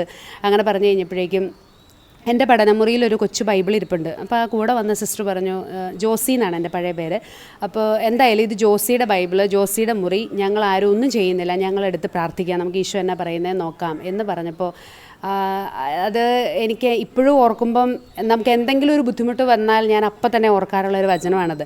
ആ സെൻറ്റൻസ് ഇങ്ങനെയാണ്, അപ്പസ്തോല പ്രവർത്തനങ്ങളുടെ പുസ്തകത്തിലെ ഒരു സെൻറ്റൻസാണ്. പത്രോസിനോട് മുകളിലിരുന്ന് പ്രാർത്ഥിച്ചുകൊണ്ടിരുന്ന പത്രോസിനോട് ഇങ്ങനെ ദർശനത്തിൽ പറയുന്ന ആ ഒരു ഭാഗമാണ്, ഒന്നും സംശയിക്കാതെ നീ ഇറങ്ങി താഴേക്ക് ചെല്ലുക, ഒന്നും സംശയിക്കാതെ അവരോടൊപ്പം പോവുക, എന്തെന്നാൽ ഞാനാണ് അവരെ അയച്ചിരിക്കുന്നത്. ഈ ഒരു വചനം കിട്ടിക്കഴിഞ്ഞപ്പോൾ എനിക്ക് പിന്നെ വേറെ ഒന്നും നോക്കണ്ടായിരുന്നു. പിന്നെ അപ്പച്ചനും അമ്മയും അനുഗ്രഹിച്ച് പ്രാർത്ഥിച്ച് വിട്ടു. അങ്ങനെയാണ് ഞാൻ SDയിലേക്ക് വരുന്നത്. അപ്പോൾ ഈ ഒരു എല്ലാവരും പറയും ദൈവവിളി നമ്മൾ തിരഞ്ഞെടുത്തു എന്ന് പറയാറുണ്ട്. ഇത് ഞങ്ങളാരും തിരഞ്ഞെടുത്തതല്ല. ഇത് ഞങ്ങൾ തിരഞ്ഞെടുത്ത് വന്നിട്ടുണ്ടെങ്കിൽ കുറച്ച് കഴിയുമ്പം ഞങ്ങൾക്ക് ഇഷ്ടപ്പെടില്ല, ഞങ്ങൾ തിരിച്ചു പോകും. പക്ഷേ ഇത് ദൈവം നമ്മളെ തിരഞ്ഞെടുത്ത ഒരു എക്സ്പീരിയൻസ് എനിക്കില്ലാതെ എൻ്റെ ഉള്ളിൽ അങ്ങനെ ഇത് ദൈവം എന്നെ അയച്ചിട്ട് ഞാൻ വന്നതാണ് എന്നുള്ളൊരു, ഇപ്പോൾ നമ്മൾ പറയില്ലേ കല്യാണക്കുറി കൊണ്ട് വരണം എന്ന് പറയുന്ന ഒരു സാധനം. ഇപ്പോൾ നമുക്ക് വലിയ കല്യാണങ്ങൾക്കൊക്കെ ഒക്കെ അവരുടെ ഇൻവിറ്റേഷൻ കാണിച്ചാലേ അകത്ത് കയറ്റുള്ളൂ. അപ്പോൾ ആ ഒരു എൻ്റെ വൊക്കേഷൻ്റെ എൻ്റെ ദൈവം എന്നെ തിരഞ്ഞെടുത്തു എന്നുള്ളതിൻ്റെ ഒരു അടയാളമാണ് എനിക്ക് കിട്ടിയ ഗോഡ് എക്സ്പീരിയൻസ്. അതങ്ങനെ നിൽക്കുന്നിടത്തോളം എന്ത് പ്രതിസന്ധി ഉണ്ടെങ്കിലും എന്ത് പ്രശ്നം ഉണ്ടെങ്കിലും ഞാനിവിടെ തന്നെ നിൽക്കും. പിന്നെ നമ്മളുടെ സ്വാതന്ത്ര്യം അത് ഇതെന്നൊക്കെ പറയുമ്പം ഈ ഉടുപ്പിനകത്തൊന്നും ഞങ്ങളാരും അങ്ങനെ തളച്ചിട്ടപ്പെടുന്നവരൊന്നും അല്ല. ഞങ്ങൾ ഇങ്ങനെ എന്താണ് നമുക്കിത് ഈ പ്രണയം മൂത്തിട്ട് നമ്മളിങ്ങനെ ഇറങ്ങിപ്പോരുക എന്ന് പറയില്ലേ, അങ്ങനെ പോകുന്നതാണ്. അതല്ലാതെ നമുക്ക് തീർച്ചയായിട്ടും തമ്പുരാനോട് അത്ര അധികം സ്നേഹം തോന്നിക്കഴിയുമ്പോൾ പിന്നെ നമുക്ക് മറ്റു വിഷയങ്ങളൊന്നും നമുക്കൊരു പ്രശ്നമല്ല. അത് ഭയങ്കര ഓരോ ഇപ്പോൾ നല്ല നല്ല മത്സരാർത്ഥികൾക്ക് കൂടുതൽ ചലഞ്ചസ് വരുമ്പം അവരുടെ മുമ്പിൽ കൂടുതൽ റിസ്ക് വരുമ്പോഴാണ് അവർക്ക് ആവേശം കൂടുന്നത്. അപ്പോൾ അതുപോലെയാണ് ഞങ്ങളുടെ ലൈഫും. ഇപ്പം നിങ്ങൾ എത്ര വേണേലും ചെലുവാരി എറിഞ്ഞോ, ഞങ്ങൾക്ക് അതനുസരിച്ച് ആവേശം കൂടുകയുള്ളൂ. സിസ്റ്റർ നമുക്കറിയാം, സിസ്റ്റർ കാറ്റീസം മേഖലയിൽ യുവജനങ്ങളിലൊപ്പം വിദ്യാർത്ഥികളിലൊപ്പം ഒക്കെ കൂടെ ഒരുപാട് കാലം പ്രവർത്തിച്ച ഒരാളാണ്. അപ്പോൾ സിസ്റ്ററും അധികം ഒരു പ്രായമുള്ള ഒരു സ്ത്രീയൊന്നുമല്ല, സിസ്റ്ററല്ല, ഒരു യൂത്താണ്. അപ്പോൾ സിസ്റ്ററിന് ഒരുപാട് കാര്യങ്ങൾ പറയാനുണ്ടാവും. ഈ സിസ്റ്റേഴ്സിനോടുള്ള ഈ സ്നേഹം, പ്രത്യേകിച്ച് ഈ ഉടുപ്പിനോടുള്ള അടുപ്പമൊക്കെ എനിക്ക് കുഞ്ഞുനാളിൽ പകർന്നു കിട്ടിയത് എൻ്റെ അപ്പച്ചൻ്റെ അമ്മയിൽ നിന്നാണ്, എൻ്റെ അമ്മൂമ്മയിൽ നിന്നാണ് എനിക്ക് കിട്ടുന്നത്. ഞങ്ങളുടെ വീട് റോഡിൻ്റെ സൈഡിലായതുകൊണ്ട് മിക്കവാറും അതിലെ ആളുകൾ പാസ് ചെയ്യും. അപ്പോൾ സിസ്റ്റേഴ്സൊക്കെ മിക്കവാറും നടന്നാണല്ലോ പോകുന്നത്. അപ്പോൾ അമ്മൂമ്മയുടെ ഒരു പ്രത്യേകത, സിസ്റ്റേഴ്സായിട്ടുള്ള ഈ ഉടുപ്പിട്ട ആരെങ്കിലും അതിൽ നടന്നു പോകണമെങ്കിൽ അമ്മൂമ്മ അവർ വേഗം വിളിച്ച് ഞങ്ങളുടെ വീട്ടിൽ കയറ്റും, അകത്ത് കയറ്റും. വേഗം ചായയും കാപ്പിയും വെള്ളവും ഏത് സമയത്താണോ വരുന്നത് ആ സമയത്ത്. ഇപ്പം ഞങ്ങളൊക്കെ ചെറിയ കുട്ടികളാണ്, അപ്പോൾ ഞങ്ങളൊക്കെ ഇങ്ങനെ നോക്കി നിൽക്കും ആകാംക്ഷയോടെ. അപ്പോൾ ഞാൻ ഇളയതാണ് എൻ്റെ വീട്ടിൽ, ഞങ്ങൾ 3 മക്കളാണ്. അപ്പോൾ ഈ ചെറിയ കുട്ടികളാകുമ്പോൾ തന്നെ നമ്മളൊന്ന് ചേർത്തൊക്കെ നിർത്തിയൊന്ന് തലോടുമല്ലോ. അപ്പോൾ അങ്ങനെ ഈ സിസ്റ്റേഴ്സിൻ്റെ തലോടൽ ശരിക്കും പറഞ്ഞാൽ കുഞ്ഞുനാളിൽ തൊട്ട് കിട്ടി അങ്ങനെയാണെന്ന് തോന്നുന്നു ഈ ഒരു ജീവിതത്തിലേക്കുള്ള ഒരു വിത്ത് എൻ്റെ ഉള്ളിൽ വന്നത്. ഞാൻ അമ്മൂമ്മയ്ക്ക് ഭയങ്കര ഇഷ്ടമായിരുന്നു ഈ സിസ്റ്റേഴ്സിനെ. ഞങ്ങളുടെ ബന്ധത്തിൽ എനിക്ക് SABS കോൺഗ്രിഗേഷനിൽ തന്നെ എൻ്റെ അപ്പച്ചൻ്റെ പെങ്ങളുടെ മകളുടെ സിസ്റ്റർ മിഷനിലാണ്. അതുപോലെ തന്നെ അപ്പച്ചൻ്റെ സെക്കൻഡ് കസിൻസ് 3 പേര് ഞങ്ങളുടെ എറണാകുളം പ്രോവിൻസിലുണ്ട്. അപ്പം അവരുമായിട്ടുള്ള അടുപ്പവും അതോടൊപ്പം തന്നെ കുഞ്ഞുനാളിൽ തൊട്ടേ ഈ ഉള്ളിൻ്റെ ഉള്ളിലേക്ക് ഇങ്ങനെ വീണ് കിട്ടിയ ഒരു സ്നേഹവും. ഞാൻ പഠിച്ചത് കാഞ്ഞൂർ സെൻറ്റ് ജോസഫ് GGHSലാണ്. അത് CMC സിസ്റ്റേഴ്സിൻ്റെ ഒരു സ്കൂളാണ്. അങ്ങനെ ആ ഒരു എന്താ പറയുക പരിസരങ്ങളിൽ വളർന്നത് കൊണ്ടായിരിക്കണം ചെറുതിലേ തന്നെ ഇങ്ങനൊരു ആഗ്രഹവും താല്പര്യവും. പിന്നെ ഒരു 8, 9, 10 ക്ലാസ്സൊക്കെ ആയപ്പോൾ സാവധാനം അത് പോയി. നമ്മുടെ പിയർ ഗ്രൂപ്പുമായിട്ടുള്ള ഒരു അടുപ്പവും ബന്ധവും ഒക്കെ വന്നപ്പോൾ അത് നഷ്ടപ്പെട്ടതുപോലെ തോന്നി. പിന്നെ 10ാം ക്ലാസ്സൊക്കെ ആയപ്പോൾ നമുക്കിപ്പോൾ കാറ്റീസത്തിനൊക്കെ പഠിക്കുമ്പോൾ സിസ്റ്റേഴ്സ് പല കോൺഗ്രിഗേഷൻകാരും നമ്മളെ കാണാൻ വരും. നമ്മളെ കണ്ടിങ്ങനെ എഴുതിക്കുമല്ലോ. അപ്പോൾ അതേപോലെ അപ്പോൾ വരുമ്പോൾ ഇങ്ങനെ സിസ്റ്റേഴ്സ് വരുമ്പോൾ തന്നെ ഏതാ കോൺഗ്രിഗേഷൻ നോക്കില്ല, സിസ്റ്റർ അവൻ ഇഷ്ടമാണ് അങ്ങനെ എഴുതി കൊടുക്കും. അങ്ങനെ ആ വെക്കേഷൻ്റെ ഒക്കെ സമയം അപ്പോൾ കുറേ സിസ്റ്റേഴ്സ് ഞങ്ങളുടെ വീട്ടിൽ വരാൻ തുടങ്ങി. അതായത് പല കോൺഗ്രിഗേഷൻ നമ്മൾ എഴുതി കൊടുക്കുന്നതിനനുസരിച്ച് അവർ വരുമല്ലോ. അവസാനം എൻ്റെ അപ്പച്ചൻ വിളിച്ചിട്ട് എന്നോട് പറഞ്ഞു, ഇങ്ങനെ എല്ലാ സിസ്റ്റേഴ്സും വന്നിട്ട് നീ എല്ലാവരെയും വിളിച്ചു വരുത്തി എല്ലാവർക്കും ബുദ്ധിമുട്ടുണ്ടാക്കരുത്, നീ തന്നെ തീരുമാനിക്കണം. സിസ്റ്റേഴ്സ് വന്നത് ഭയങ്കര ഇഷ്ടമാണ് വീട്ടിൽ. അപ്പോൾ പിന്നീട് അപ്പച്ചന് മനസ്സിലായ ഞാനിങ്ങനെ എഴുതി കൊടുക്കണ്ടെന്നുള്ളത്. അപ്പോൾ എന്നോട് പറഞ്ഞു, നീ ഏതാണ് എന്നുള്ളത് തീരുമാനിക്കണം, എന്നിട്ട് ഈ വന്നെ എല്ലാവരെയും വിഷമിപ്പിച്ച് വിടരുത്. എല്ലാവരും ചോദിക്കും സിസ്റ്റർ ആവാൻ ഇഷ്ടമാണ്, ഈ കോൺഗ്രിഗേഷനിലേക്ക് വരുന്നുണ്ടോ എന്ന് ചോദിക്കുമ്പോൾ നീ വരില്ല എന്ന് പറയും. നീ കൃത്യമായിട്ടൊരു ഉത്തരം കൊടുക്കണം എന്ന് ഞാൻ 10ൽ പഠിക്കുമ്പോൾ അപ്പച്ചൻ എനിക്ക് അങ്ങനെ ഒരു ഇത് തന്നു. അപ്പോഴേക്കും എൻ്റെ SABSലുള്ള ചേച്ചിമാർ സിസ്റ്റേഴ്സ്, എനിക്ക് മുതിർന്ന സിസ്റ്റേഴ്സ്, അവർ വിളിച്ച് പറയാൻ തുടങ്ങി. അപ്പോൾ എൻ്റെ അമ്മച്ചി പറഞ്ഞു, നീ എന്തായാലും +2 കൂടി പഠിക്കും വീട്ടിൽ നിന്ന്, എന്നിട്ട് അപ്പോഴേക്കും നിനക്കൊരു തീരുമാനം എടുക്കാനുള്ള പക്വതയും പ്രായമൊക്കെ ആവും.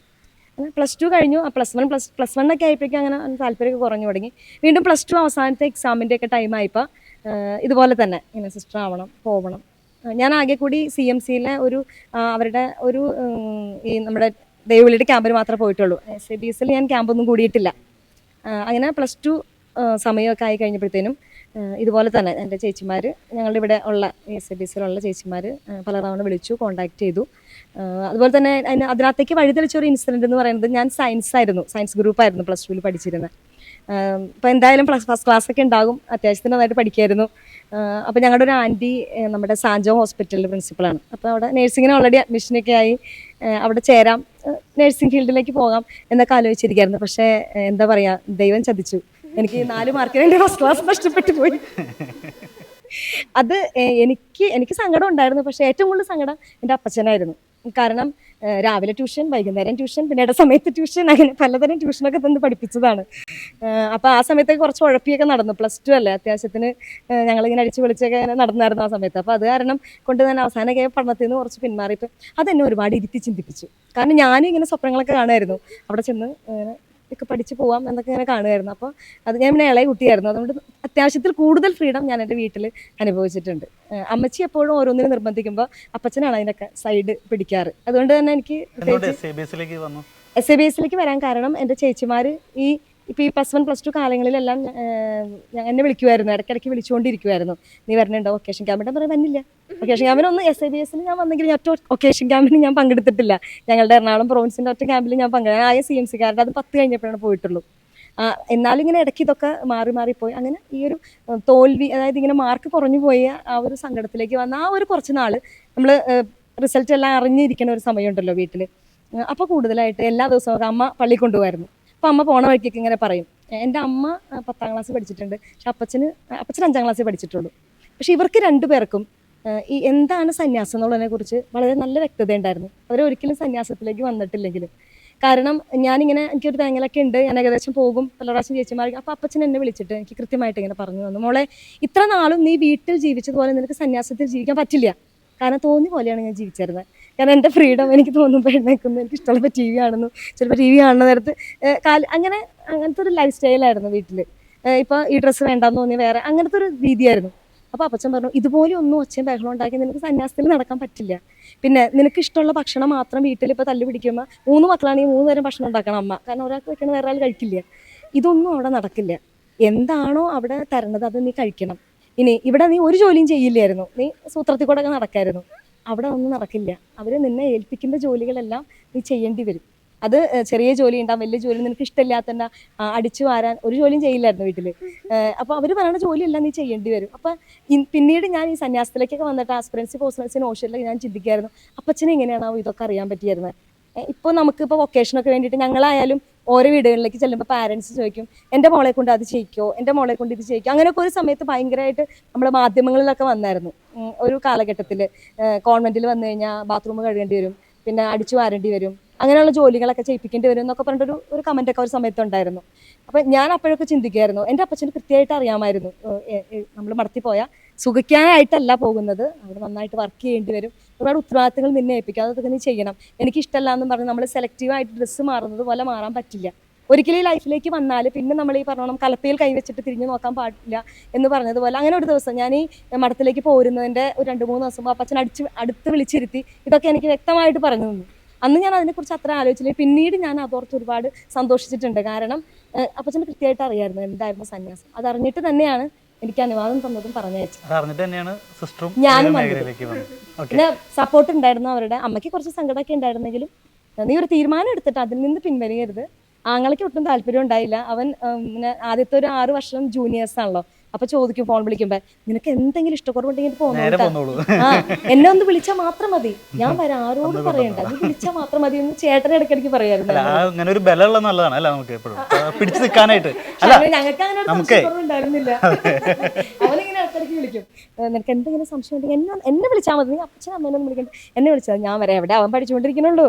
എന്നാലും പിന്നീട് കാലം കഴിയും തോറും നമ്മൾ അതിൽ തന്നെ. അപ്പോൾ അതുകൊണ്ട് ഞാൻ എന്നും വിശ്വസിക്കുന്നു എൻ്റെ വൊക്കേഷൻ ഒരു ജെന്യുവിൻ വൊക്കേഷൻ ആയിരുന്നു എന്നാണ് ഞാൻ വിശ്വസിക്കുന്നതും. അത് കാലാകാലങ്ങളിൽ വ്യക്തികളിലൂടെയും സാഹചര്യങ്ങളിലൂടെയും സമൂഹത്തിലൂടെയും ഒക്കെ വളർത്തപ്പെട്ടു, പരിശീലിപ്പിക്കപ്പെട്ടു.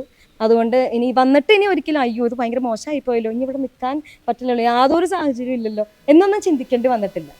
സങ്കടത്തിലൂടെ എല്ലാത്തിലൂടെ കടന്നു പോയിട്ടുണ്ട്. 17 വർഷമായി എനിക്ക് അങ്ങനത്തെ ഒരു തോന്നിയിട്ടില്ല. പല രോഗങ്ങളിലൂടെ കടന്നു പോയിട്ടുണ്ട്, അല്ലാതെയുള്ള ജോലി എല്ലാ പഠനത്തിലൂടെ. അപ്പോഴൊന്നും അത് എൻ്റെ സമൂഹം എന്നെ നോക്കില്ല എന്നോ അല്ലെങ്കിൽ അങ്ങനെ തിരിഞ്ഞു നോക്കേണ്ട ഒരു അവസരം വന്നിട്ടില്ല. സന്തോഷത്തോടെ തന്നെ മുന്നോട്ട് പോകാൻ സാധിക്കും. 2 സിസ്റ്റേഴ്സും കൂടി ഷെയർ ചെയ്യാനുണ്ട്. ഞാൻ സിസ്റ്ററിലേക്ക് വരാം. സിസ്റ്റർ ഇപ്പോൾ 16 വർഷം അല്ലേ, 12 വർഷമായി സിസ്റ്റർ വന്നിട്ട്. നല്ലൊരു പാട്ടുകാരിയാണ് അല്ലേ. ഒരു പക്ഷേ ഈ ഒരു ഉടുപ്പിൽ വന്നില്ലായിരുന്നെങ്കിൽ ഇന്ന് വലിയൊരു കേരളം അറിയുന്ന ലോകം അറിയുന്ന ഒരു പ്ലേബാക്ക് സിംഗറായി മാറിയേനെ സിസ്റ്റർ. പിന്നെ എന്തിനാ ഇങ്ങനെ ഒരു ഉടുപ്പിട്ടു? ഞാൻ ഇന്ന് ഉടുപ്പിട്ടിട്ടുണ്ടെങ്കിൽ അതായത് ഇങ്ങനെ അറിയപ്പെടാൻ കാരണമായത് എൻ്റെ ഒരു വസ്ത്രത്തിൻ്റെ വിശുദ്ധി കൊണ്ട്, ആ ഒരു മഹിമ കൊണ്ട് മാത്രമാണ്. ഇല്ലായിരുന്നെങ്കിൽ ഉറപ്പായിട്ടും ഞാനൊരു പള്ളിപ്പാട്ടുകാരിയായി, ഇടവകയിലൊരു അങ്ങനെ സാധാ പാട്ടുകാരിയായി മാത്രം ഒതുങ്ങി പോകുമായിരുന്നു ഉറപ്പായിട്ടും. ഇങ്ങനെ ഞാൻ ആയിട്ടുണ്ടെങ്കിൽ എൻ്റെ കോൺഗ്രിഗേഷനും എൻ്റെ അതുകൊണ്ട് മാത്രമാണ് ഞാൻ ഇന്നിങ്ങനെ ആയിട്ടുണ്ടെങ്കിൽ അതിനുള്ളൊരു കാരണം. വൊക്കേഷൻ ഒന്ന് പറയാമോ സിസ്റ്റർ? എൻ്റെ വൊക്കേഷൻ തികച്ചും വ്യത്യസ്തമാണ്. എന്ന് വെച്ചാൽ ഒരിക്കലും സിസ്റ്റർ ആകരുത് എന്ന് ആഗ്രഹിച്ചൊരു വ്യക്തിയാണ് ഞാൻ. അത് ചെറുപ്പം മുതലേ ആണ്. പറഞ്ഞാൽ കൂടുതൽ അങ്ങനെയുള്ള സിസ്റ്റർ ആവണ്ട അല്ലെങ്കിൽ ഈ കോൺഗ്രസിൽ പോകണ്ട എന്ന് ചിന്തിക്കുന്നവർ ഒരിക്കലും എന്ന് വെച്ചാൽ ഞങ്ങളുടെ ഇടവകയിൽ FCC സിസ്റ്റേഴ്സ് ഉണ്ട്. അപ്പോൾ അവരിങ്ങനെ ചേച്ചിമാരൊക്കെ എന്നെക്കാളും വളരെ പക്വതയും പഠിപ്പും എല്ലാവരും അങ്ങനെ വളരെ മെച്ചൂർഡാണ് അവർ. ഞാൻ വീട്ടിൽ ഇപ്പോൾ പറഞ്ഞൊരു മൂന്ന് പെൺമക്കളാണ് ഞങ്ങൾ, ഞാൻ മൂന്നാമത്തെ ആളാണ്. അപ്പം വീട്ടിൽ ഒത്തിരി സ്വാതന്ത്ര്യം ഞാൻ എടുക്കുമായിരുന്നു. അതുപോലെ ചേച്ചിമാരെയൊക്കെ എപ്പോഴും സിസ്റ്റേഴ്സ് ഇങ്ങനെ വിളിക്കും, മടത്തി പോരുന്നോ. ഓൾറെഡി മമ്മി ഞങ്ങളുടെ ഇടവകയിൽ പള്ളിയായിട്ടും പാട്ടും കാര്യങ്ങളൊക്കെ ആയിട്ട് ഇങ്ങനെ ഒത്തിരി ബന്ധപ്പെട്ട് നിൽക്കുന്ന ഒരാളായിരുന്നു. അപ്പോൾ മമ്മി മടത്തി പോകുമെന്ന് സിസ്റ്റേഴ്സ് ഇങ്ങനെ ഒത്തിരി പറഞ്ഞുകൊണ്ടിരുന്നു. അപ്പോൾ മമ്മി മടത്തി പോയില്ല. അപ്പോൾ അവർക്ക് 3 പെൺമക്കളാണ്. അപ്പോൾ ഇതിലാരെങ്കിലും ഒരാൾ സിസ്റ്റർ ആകുമെന്ന് ഉറപ്പ് പറഞ്ഞു. അപ്പോൾ അതിലും ആരെയും അപ്പോൾ ചേച്ചിമാരെല്ലാവരും ഇങ്ങനെ വിളിച്ചുകൊണ്ടിരിക്കുന്നു. 2 പേരും അത്യാവശ്യം പ്രാർത്ഥനയും കാര്യങ്ങളും എല്ലാം ഉള്ളതാണ്. അപ്പോൾ ഇതിൽ നിന്നെല്ലാം വ്യത്യസ്തമായിട്ടുള്ളത് ഞാൻ മാത്രമേ ഉള്ളൂ. അപ്പോൾ ഇതുവരെ എന്നെ ആരും ചോദിച്ചിട്ടില്ല, സിസ്റ്റർ ആകാൻ പോരുന്നെന്ന് ആരും ചോദിച്ചിട്ടില്ല. ചോദിച്ചിട്ട് കാര്യമില്ല എന്ന് അവർക്ക് നന്നായിട്ട് അറിയാം. ഞാനും അങ്ങനെ ചിന്തിച്ചില്ല. സിസ്റ്റേഴ്സിൻ്റെ തലവട്ടം കണ്ട ഞാൻ അപ്പം അവിടെ നിന്ന് പോകും. കാരണം നമുക്ക് ഈ ഒരു ചോദ്യം വരണ്ട എന്നുള്ള രീതിയിൽ തന്നെ നമ്മൾ അവിടെ നിന്ന് മാറുമായിരുന്നു. അതുപോലെ അപ്പം അങ്ങനെ നിന്ന സമയത്ത് 7ാം ക്ലാസ്സിലൊക്കെ പഠിക്കുന്ന സമയം ഞങ്ങൾ ഈ ഒരു ദ്വാരക എന്ന് പറഞ്ഞ ഞാൻ വയനാടുകാരിയാണ്. അപ്പോൾ വയനാട്ടിലേക്ക് മാനന്തവാടി പാസ്റ്റർ സെൻറ്ററിൽ ഈ ക്രിസ്റ്റി എന്ന് പറഞ്ഞൊരു പ്രോഗ്രാം ഉണ്ട്. അപ്പോൾ അതിലിങ്ങനെ മമ്മി സ്വഭാവം നന്നാവട്ടെ എന്ന് വിചാരിച്ച് കൊണ്ടുപോയി വിടുമായിരുന്നു. അവിടെ ആദ്യ ശനിയാഴ്ച കൺവെൻഷനൊക്കെ ഉണ്ട്. അപ്പോൾ അങ്ങനെ ഇച്ചിരി അനുസരണം വരട്ടെ, ഇച്ചിരിയൊക്കെ ദേഷ്യം കുറയട്ടെ എന്നൊക്കെ വെച്ചിങ്ങനെ പ്രാർത്ഥിക്കാനൊക്കെ ആയിട്ട് ഇങ്ങനെ കൊണ്ടുപോയിരുന്നു. പക്ഷെ എനിക്ക് അവിടെ പോകുന്നത് ഭയങ്കര ഇഷ്ടമായിരുന്നു. അങ്ങനെ പോയി കുറേ നാളുകളിങ്ങനെ യാത്ര ചെയ്യാനും ഒരുപാട് ഇഷ്ടമാണ്. അപ്പോൾ ഇങ്ങനെ ബസ് കയറി പോകണം. അപ്പോൾ അങ്ങനെ മമ്മിയുടെ കൂടെ പോകും, തിരിച്ചു വരും, അങ്ങനെയൊക്കെ പോയി. പക്ഷേ 10th എക്സാം കഴിഞ്ഞ് ഇങ്ങനെ സ്കൂളിൽ ഇങ്ങനെ സിസ്റ്റേഴ്സ് വന്ന് പേര് കൊടുത്തു. അപ്പോൾ ഈ സിസ്റ്റേഴ്സ് ഇങ്ങനെ വന്ന് നിന്ന് പറയുന്നത് കണ്ടപ്പോൾ ആരും പേര് കൊടുക്കണില്ല. അപ്പോൾ എനിക്ക് ഭയങ്കര വിഷമമായി, ആരെങ്കിലും ഒന്ന് പേര് കൊടുത്തായിരുന്നെങ്കിൽ എന്ന് ഞാൻ വിചാരിച്ചു. അപ്പോൾ ആരും കൊടുക്കണില്ല എന്ന് കണ്ടപ്പോൾ എന്നാൽ പിന്നെ ഞങ്ങൾ കുറച്ച് ഫ്രണ്ട്സ് ഉണ്ട്, ഞങ്ങളൊന്ന് സെറ്റായിട്ട് നമുക്ക് ചുമ്മാ പേര് കൊടുത്തേക്കാം, അവർക്ക് വിഷമമാവണ്ട, സങ്കടമാവാൻ, തിരിച്ച് പോകണ്ട എന്ന് വിചാരിച്ച് ഞങ്ങൾ കുറച്ച് പേര് കൊടുത്ത് തിരിച്ച് വന്ന് കുറച്ച് നാൾ കഴിഞ്ഞപ്പോൾ ഈ നമ്മൾ മഠത്തിൽ നിന്ന് ലെറ്റർ വരും. അപ്പോൾ ഈ ലെറ്റർ വന്നത് എനിക്ക് മാത്രം, എൻ്റെ കൂട്ടുകാരിൽ ആർക്കും ലെറ്റർ വന്നില്ല. അപ്പോൾ ഞാൻ എല്ലാവരും ചോദിച്ചു വന്നോ, ആർക്കും വന്നിട്ടില്ല, എനിക്ക് മാത്രമേ ലെറ്റർ വന്നുള്ളൂ. അപ്പോൾ ഈശ്വര പെട്ടുപോയല്ലോ എന്നുള്ള രീതിയിൽ ഞാനിങ്ങനെ വീട്ടിൽ നിന്നപ്പോൾ ചേച്ചിമാരും മമ്മിയും അവരെല്ലാവരും പറഞ്ഞു കുറച്ചും കൂടെ പക്വതയായിട്ട് പോയാൽ മതി, ഇപ്പോഴേ പോകണ്ട. അപ്പോൾ ഞാൻ പറഞ്ഞു എനിക്ക് പോകണമെന്ന് വലിയ താല്പര്യമൊന്നുമില്ല എന്നുള്ള രീതിയിൽ ഞാനും പറഞ്ഞു. അങ്ങനെ എക്സാം കഴിഞ്ഞ് വീട്ടിലിങ്ങനെ കുറേ വീട്ടിൽ നിന്ന് എങ്ങനെയും കുറച്ച് ദിവസം എവിടെയെങ്കിലുമൊക്കെ പോയി നിൽക്കാം എന്നുള്ള രീതിയിലൊക്കെ എനിക്ക് യാത്ര ചെയ്യാൻ ഇഷ്ടമായതുകൊണ്ടും ക്യാമ്പ് ചങ്ങനാശ്ശേരിയിലാണ്. അപ്പോൾ നല്ല ദൂരമുണ്ട്, ഒരു രാത്രി മുഴുവൻ വണ്ടിയിലിരുന്ന് യാത്ര ചെയ്യാനുള്ളൊരു സമയമുണ്ട്. അപ്പോൾ അങ്ങനെയാണ് ഞാൻ ശരിക്കും ക്യാമ്പിന് വന്നത്. ഒരു എക്സ്കർഷൻ പോലെ യാത്ര ചെയ്യാൻ വേണ്ടിയിട്ട് ക്യാമ്പിന് വന്നു. ക്യാമ്പിന് വന്നപ്പം സിസ്റ്റേഴ്സിനെ കണ്ടു. അന്നാണ് ആദ്യമായിട്ട് കൊച്ചു ത്രേസ്യയുടെ ഇങ്ങനെ ഒരു സിസ്റ്റേഴ്സിനെ പരിചയപ്പെടുന്നത്. കൊച്ചു ത്രേസ്യാനെ ഇങ്ങനെ മിഷൻ ലീഗിലൊക്കെ ഒരുപാട് വർക്ക് ചെയ്തിട്ടുണ്ട്, അങ്ങനെ പ്രവർത്തിച്ചിട്ടുള്ളത് കൊണ്ട് കൊച്ചു ത്രേസ്യാനെ ഭയങ്കര ഇഷ്ടമായിരുന്നു. പക്ഷെ എന്നാലും അതെൻ്റെ വൊക്കേഷനെ ബാധിച്ചിട്ടുണ്ടോ എന്ന് ചോദിച്ചാൽ എനിക്കറിയില്ല. അങ്ങനെ മടത്തി വന്നു. അവിടെ സിസ്റ്റേഴ്സിൻ്റെ ഓരോ പ്രവർത്തനങ്ങളും കാര്യങ്ങളൊക്കെ ഞാൻ ആദ്യമായിട്ട് അങ്ങനെയാണ് മഠത്തിൽ അകത്ത് കയറുന്നത്. അങ്ങനെ ഒരുപാട് ഇഷ്ടപ്പെട്ടു. പിന്നെ ക്യാമ്പ് കഴിഞ്ഞ് ഭയങ്കര സന്തോഷമായിരുന്നു. ക്യാമ്പ് ഭയങ്കര സന്തോഷമായിരുന്നു, ഭയങ്കരമായിട്ട് എൻജോയ് ചെയ്തു. തിരിച്ച് വീട്ടിൽ വന്നു, ആ ആഗ്രഹമൊക്കെ പോയി. പിന്നെ തിരിച്ച് വരുന്ന സമയത്ത് കൊന്തയൊക്കെ കയ്യിലിട്ട് ഭയങ്കര തീഷ്ണതയോടെ, അപ്പോൾ നാട്ടുകാരൊക്കെ ചോദിക്കും ഇവർക്ക് ഇതെന്താ പറ്റിയേ എന്നുള്ള രീതിയിൽ ചോദിക്കും. കാരണം ബസ്സുകാർക്കറിയാം, നാട്ടുകാർക്ക് മുഴുവനും അറിയാം നമ്മുടെ സ്വഭാവം. അപ്പോൾ ഇവർക്ക് ഇങ്ങനെ ചേഞ്ച് വന്നോ എന്നുള്ള ഇത് ഞാൻ ഭയങ്കര പ്രാർത്ഥനക്കാരിയാണ് എന്നുള്ള രീതിയിൽ ഇങ്ങനെ കാണിക്കാനൊക്കെ ശ്രമമൊക്കെ ആയിരുന്നു. പക്ഷേ അന്ന് കുറച്ച് നാൾ കഴിഞ്ഞു, ആ ആഗ്രഹമൊക്കെ പോയി. പിന്നെ അവർ ക്യാമ്പ് കഴിഞ്ഞ് മഠത്തിൽ നിന്ന് വിളിച്ചു. അപ്പോൾ ഞാൻ പറഞ്ഞില്ല, വരുന്നില്ല എന്ന് പറഞ്ഞു. അപ്പം പിന്നെ എക്സാം 10th റിസൾട്ട് വന്നു എക്സാമിൻ്റെ. ഇതുവരെ ഞാനൊരു എക്സാമിന് അങ്ങനെ തോറ്റിട്ടില്ല. അപ്പോൾ ഇങ്ങനെ എല്ലാവരും എനിക്ക് വലിയ പ്രതീക്ഷയായിരുന്നു എക്സാമൊക്കെ റിസൾട്ടൊക്കെ റിസൾട്ട് വന്നു. അന്ന് ഒരു വെള്ളിയാഴ്ചയാണ് റിസൾട്ട് വന്നു കഴിഞ്ഞപ്പോഴത്തേക്ക് ഞാൻ ഹിസ്റ്ററി സയൻസ് അതൊരു സബ്ജക്റ്റിൽ ഞാൻ ഫെയിലായിട്ടാണ് റിസൾട്ട് വന്നത്. അന്നാണ് ഞാൻ ആദ്യമായിട്ട് പ്രാർത്ഥിച്ചാൽ ദൈവം കേൾക്കും എന്നൊരു സംഭവം, അതായത് പ്രാർത്ഥനയിൽ അത്രയും ഒരു വിശ്വാസം വന്നത് ആ ഒരു സമയത്തായിരുന്നു. ഞാനിട്ട് ഭയങ്കരമായിട്ട് കരച്ചിലായിരുന്നു. വീട്ടിൽ റിസൾട്ട് വന്നു, തോറ്റുപോയി. കാരണം ഇതിനൊന്നും ഫേസ് ചെയ്തിട്ടില്ല, അങ്ങനെ ഒരു തോൽവിയെ ഫേസ് ചെയ്തിട്ടില്ല. ഭയങ്കര വിഷമായി. അങ്ങനെ കരഞ്ഞപ്പോൾ മമ്മി എന്നോട് പറഞ്ഞു, ഞങ്ങൾക്ക് യൂദാസ്ലീഹയുടെ നൊവേനയുണ്ട് തൊട്ടടുത്തൊരു കുരിശുപള്ളി. അപ്പോൾ മമ്മിയും ചേച്ചിയും അവിടെ പോയി. അപ്പോൾ ഞാൻ പോകുന്നില്ല, എന്നെ തോറ്റതാണ്, ഞാൻ തോറ്റ കർത്താവ് എന്നെ തോൽപ്പിച്ചാണ്, ഞാൻ പോകുന്നില്ല എന്നൊക്കെ പറഞ്ഞു. ഞാനിങ്ങനെ പക്ഷേ എന്നാലും ഞാൻ ഞങ്ങളുടെ എൻ്റെ മുറിയിലൊരു മാതാവിൻ്റെ രൂപം, ഒരു കുരിശുരൂപം ഉണ്ടായിരുന്നു. ഞാൻ ആദ്യമായിട്ടാണെന്ന് ഇങ്ങനെ കരഞ്ഞ് പ്രാർത്ഥിക്കുന്നത്. ഞാൻ പറഞ്ഞു, എൻ്റെ ഈശോയെ, എനിക്ക് ദൈവവിളി ഉണ്ടായിരുന്നെങ്കിൽ ഞാൻ ജയിക്കുമായിരുന്നല്ലോ. ഇനി എനിക്ക് ദൈവവിളി ഇല്ലായിരുന്നതുകൊണ്ടല്ലേ ഞാൻ തോറ്റുപോയത്, അതുകൊണ്ട് എനിക്ക് നിനക്ക് എന്നെ വേണ്ടായിരിക്കും, അതുകൊണ്ടല്ലേ ഞാൻ തോറ്റുപോയെന്നൊക്കെ പറഞ്ഞ് ഭയങ്കര എണ്ണിപ്പെറുക്കി കരച്ചിലായിരുന്നു. ഇവർ നൊവേന കഴിഞ്ഞ് തിരിച്ചു വന്നു. ഞാൻ അങ്ങനെ തന്നെ കരഞ്ഞിരിക്കുന്നു. അപ്പോൾ മമ്മിക്ക് ഒരു ഫോൺ വന്നു വീട്ടിലോട്ട്. റിസൾട്ട് വന്നോന്ന് ചോദിച്ച് ഞങ്ങളുടെ സാറ് വിളിച്ചു. അന്നേരം സാറിനോട് ഞാനിങ്ങനെ പറഞ്ഞു, സാറേ വന്നു റിസൾട്ടിനകത്ത്, ഞാൻ ഒരെണ്ണം ഇങ്ങനെയാണ് വന്നിരിക്കുന്നത്. അപ്പോൾ സാറ് ഞാൻ അങ്ങനെ സാധ്യതയില്ലല്ലോ. സാറൊന്നും കൂടെ നമ്പർ എടുത്ത് പോയി ചോദിച്ചു. അപ്പോൾ എൻ്റെ ഒരു ഫ്രണ്ടാണ് എന്നോട് റിസൾട്ട് വിളിച്ച് പറഞ്ഞത്. അപ്പോൾ സാറ് പോയി റിസൾട്ട് നോക്കിയപ്പോൾ ഞാൻ എല്ലാത്തിനും പാസ്സായിട്ടുണ്ട്. അപ്പം ഞാൻ വിചാരിച്ചു, ഈശ്വര, എനിക്ക് ദൈവവിളി ഉണ്ട്.